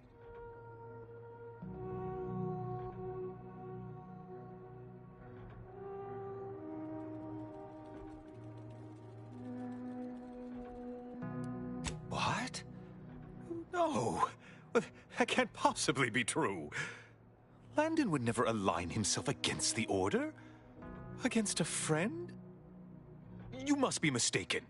Or maybe his calculations led him astray. Yes, that must be what happened. Indeed, just a small error. Were you able to speak with him? Help him recover his senses?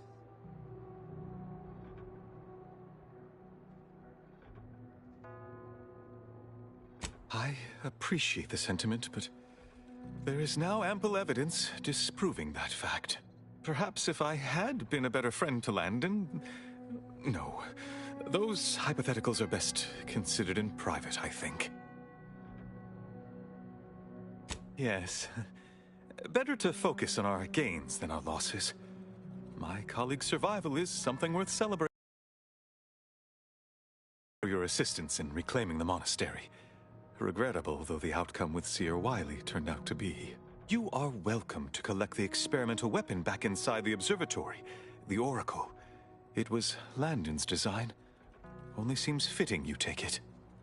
May all your future endeavors proceed in accordance to the plan.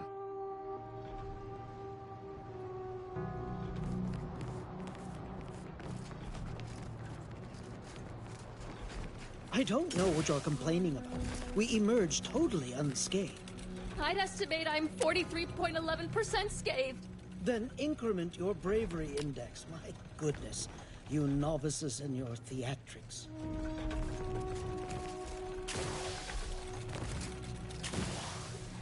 No.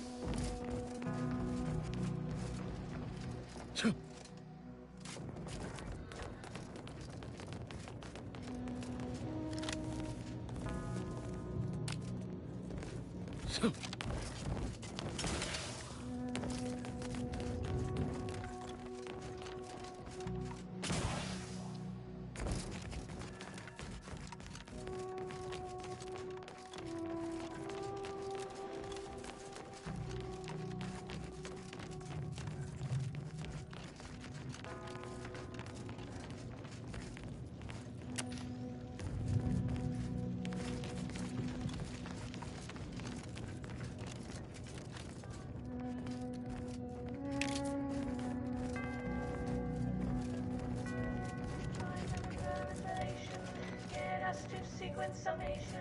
It's fit for 19.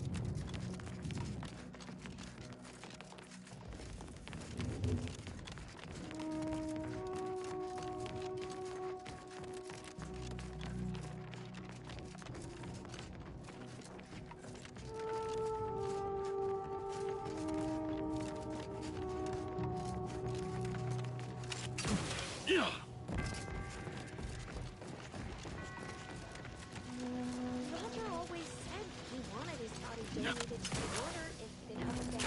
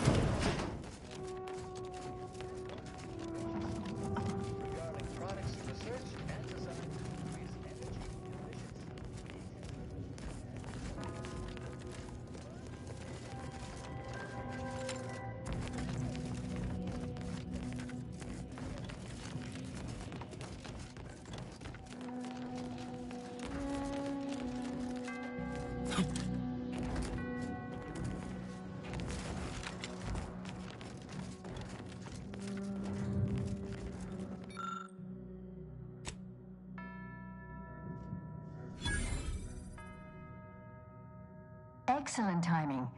We're nearly finished reviewing the materials you brought us. Oh, well now, this is unexpected.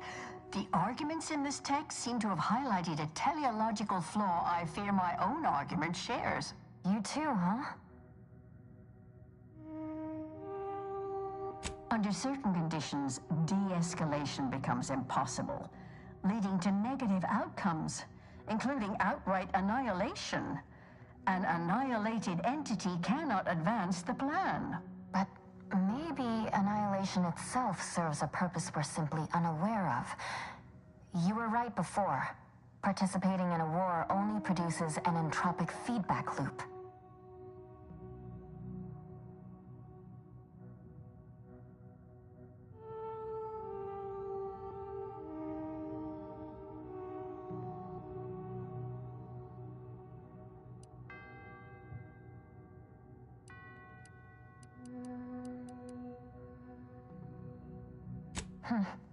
Maybe.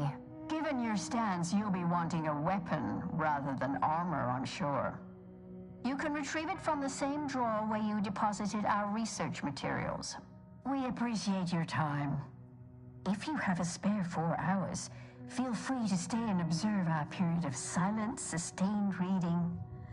Otherwise, until we next confer.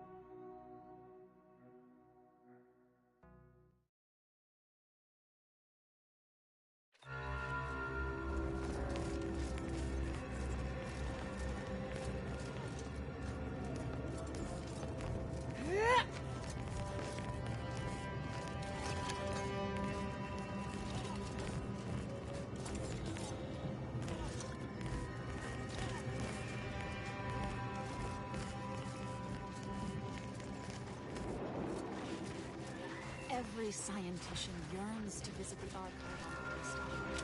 One day, it will process all. The exclusion zone was empty of people, thank the Lord. And the order sealed. Do you believe Arcadia shall ever return to how it was? I wish. Between the invaders, the order defecting, nobody will sprag back into the camp.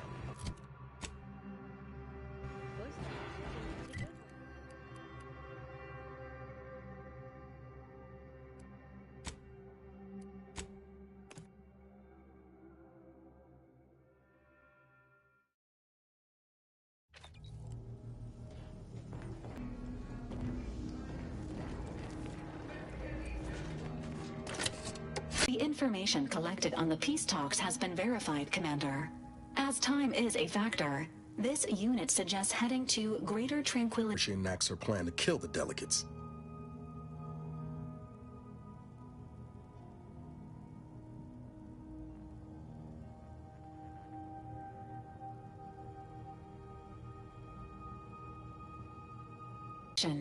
Consequently, the ideal route to reach the main chamber for the peace talks will be through its underbelly.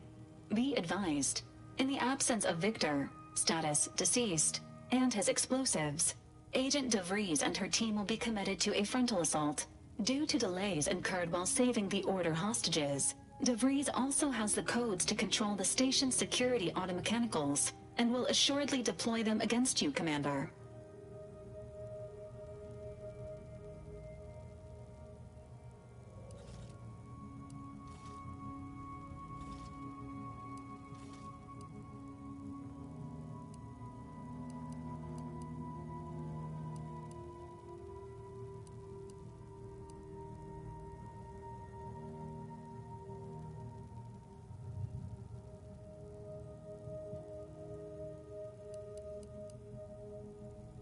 Confirmed.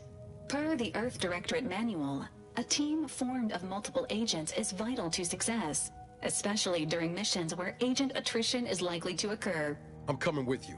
Who better to make DeVries pay for Horizon Point than a pair of her own phantoms?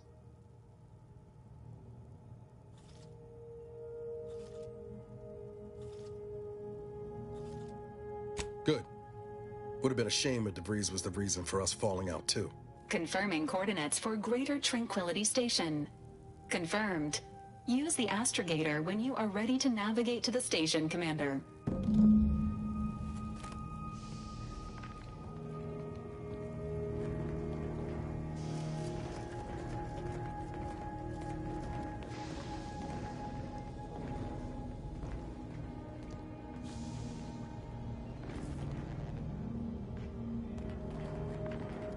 Being this close to DeVries, feels like we're finally on track to set the universe aright.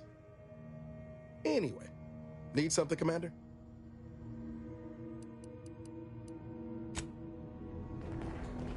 The hostages went home safe. We'll see if those at the peace talks make it back fine as well. May all... That damn Wiley put us in an impossible situation. I'm glad those hostages can go back to their families, but I fear we played right into DeVries' hands. With that data, she could wreak more havoc than we anticipated. Look, I know the choice is yours on how you want to approach this, but it's my folk in the crosshairs. If something happens to our delegate, I don't know how I'd live with myself. If there's space by your side, I hope you'll call on me.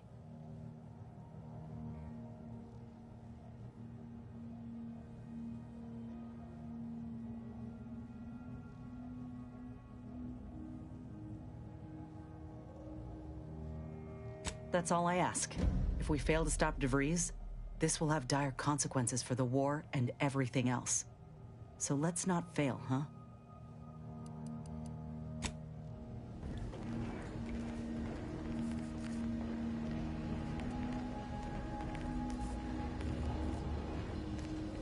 Error. Currently unable to access customary greeting bank due to routine internal maintenance. How may this unit assist you, Commander?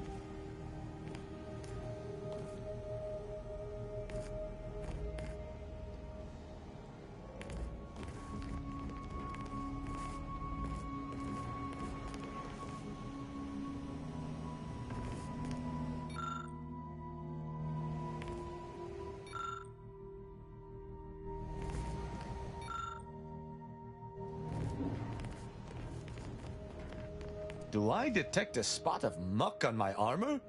I shall make a note to cleanse that at my next free moment. Speak freely.